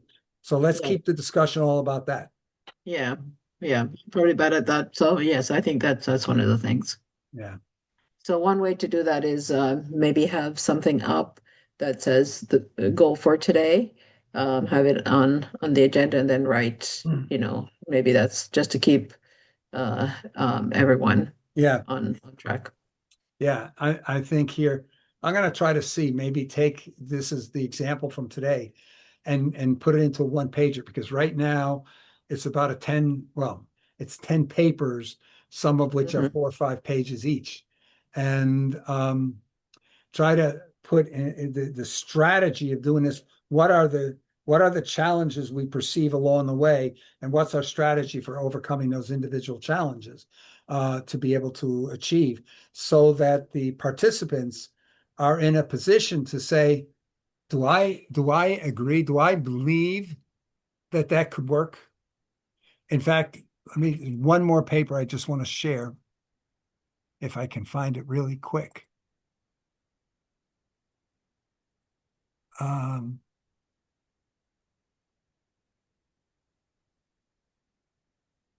come on. So I think one of the issues is that we revisit the challenges a lot. So maybe put down the challenges and the goals of how we're trying to achieve address them. That might be also one way of doing it. Yeah. I mean, ah,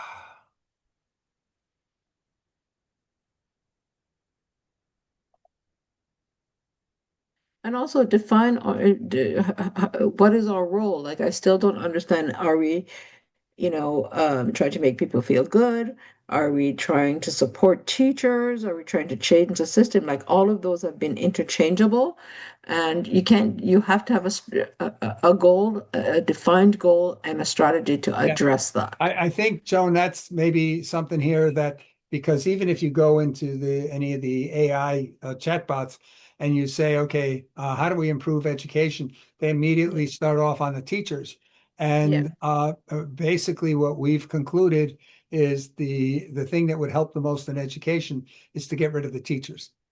Um, and and people don't understand it. When we're saying get rid of the teachers, we basically mean just remove the responsibility for instruction and dissemination of information and assessment evaluation.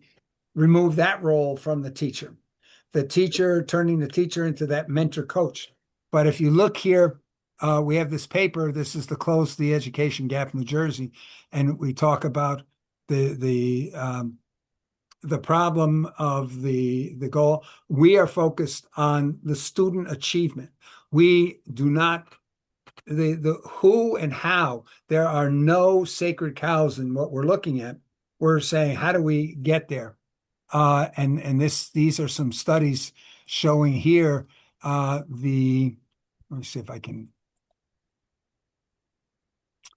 uh, I, I don't think I can do this without changing it. But it just shows um, here how many schools and the percentage of schools that have managed to escape the bottom 10%. You can see it's almost always less than 1%. And so this chart here shows, I think, really everything. Um,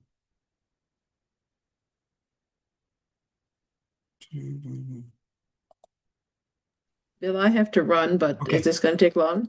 No, it's not. I just want to show this one underlying Yeah. cause of education failure. Yeah. You see there's a blue line and a red line. Yeah. And the blue line shows, I think it's the percent of the students qualifying for a free or subsidized lunch.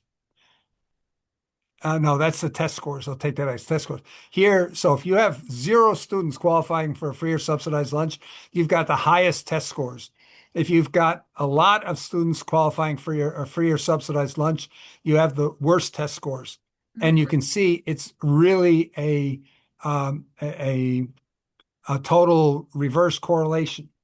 That it's so much a perfect X that it really shows the story. But this is where we get into the poor education is the main cause of poverty and dysfunctional families. Um, then we can't fix the problems of poverty in the family until education is fixed. We can't fix education until the problems of poverty in the family are fixed. So and here poverty and dysfunctional is the main cause of poor education. So you got the finger pointing taking place between these two groups. But this is just one paper that's explaining here. This is, by the way, that teacher that one teacher in California, when we talk about the success, this is where his students were when they came into his fifth grade class, compared to here, California overall, what would be a passing score. At the end of 1 year, these failing students, this is where they scored in the state. This is what happened to the rest of the state. Everybody else made very little improvement in the whole time. In his class, basically broke the bank. But we can't get anybody to follow that example because that example says the teachers have to change what the teachers do. So we've got a lot of related materials on this. This is just one paper on that talking about this. This is an 8-page paper that's just a summary of that one project that I was trying to describe. This describes the problem and that one example, but it doesn't describe how we get there. This paper here described the concept for using a competition to get there. And then we've got other papers that were describing different aspects. This is um, a Vision 2030 primary school project. So that's one aspect here. We've got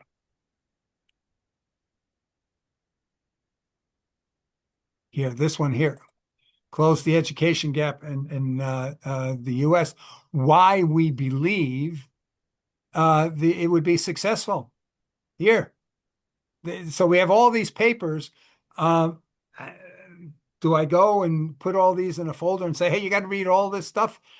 You've got to go and do what we've spent 1,000 hours on, and you got to go and spend a couple of dozen hours to catch up to where we're at.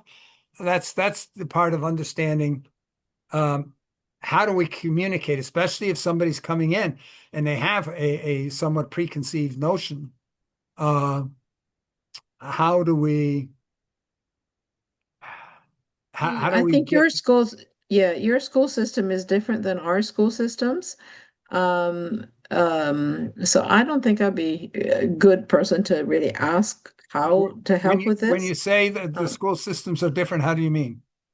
well, for example, if we don't have necessarily a school in a poor neighborhood that only poor kids go to, for example, because we have more of a diversified Oh, neighborhoods okay. in terms Okay. of, and so what happens is if they're hungry kids, we have something called parent councils Yeah. in every school. Yeah. And so if it's like I was part of that when my daughter was young, and so I would go in with the other mothers and we would make hot breakfasts for the kids. Yep. The parents did that. And so we got to see our kids as well. And the children that went to school without eating, like my daughter was like me. She didn't like breakfast. I don't eat breakfast. So it's not that I didn't feed her, it's that we both have to be up like hours before we eat breakfast. Right. So it wasn't a matter of not feeding her, it was a matter of like both her and I didn't eat. Yeah. But there were kids who that wasn't the issue, but they just didn't have the food.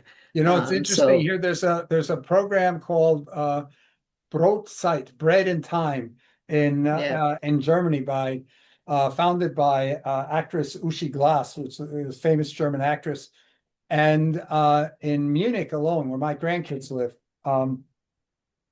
What this program was is they provide breakfast in school for yeah, families that don't provide their kids with breakfast. yeah, And they provide time in families where the people don't have the time. Maybe they're yeah, working two jobs or whatever. right, So that the parents, though the volunteers, sort of act like grandparents yeah. and spend But time, it, read to the kids and so forth. yeah, And it was interesting because the school that my grandkids went to happened to be a school that they actually spent a lot of time with. These are primary schools. And there was a documentary describing the situation even there, that the TV showed some of the kids that were coming to school in pajamas, barefoot in the snow. And when they talked to the kids, why on earth how can you be coming barefoot in the snow in your pajamas to school? And the kids said, well, because in the wintertime, it's dark. They're going to school before the sun comes up. And if they turn the lights on, their parents beat them. And so they just leave the building and go to school. Yeah. And there was in Cologne, in more north central Germany, there was another example of a documentary, and they were showing the problem that the teachers where they never saw the parents, never came to those student parent Yeah. nights. And when the parents went out, the teachers went out and said, okay, I'll go and I'll visit the homes of the teachers, the parents that never come. They couldn't find parents.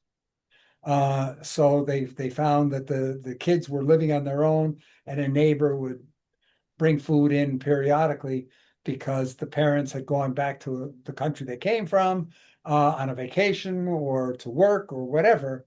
And so the parents were only there part-time.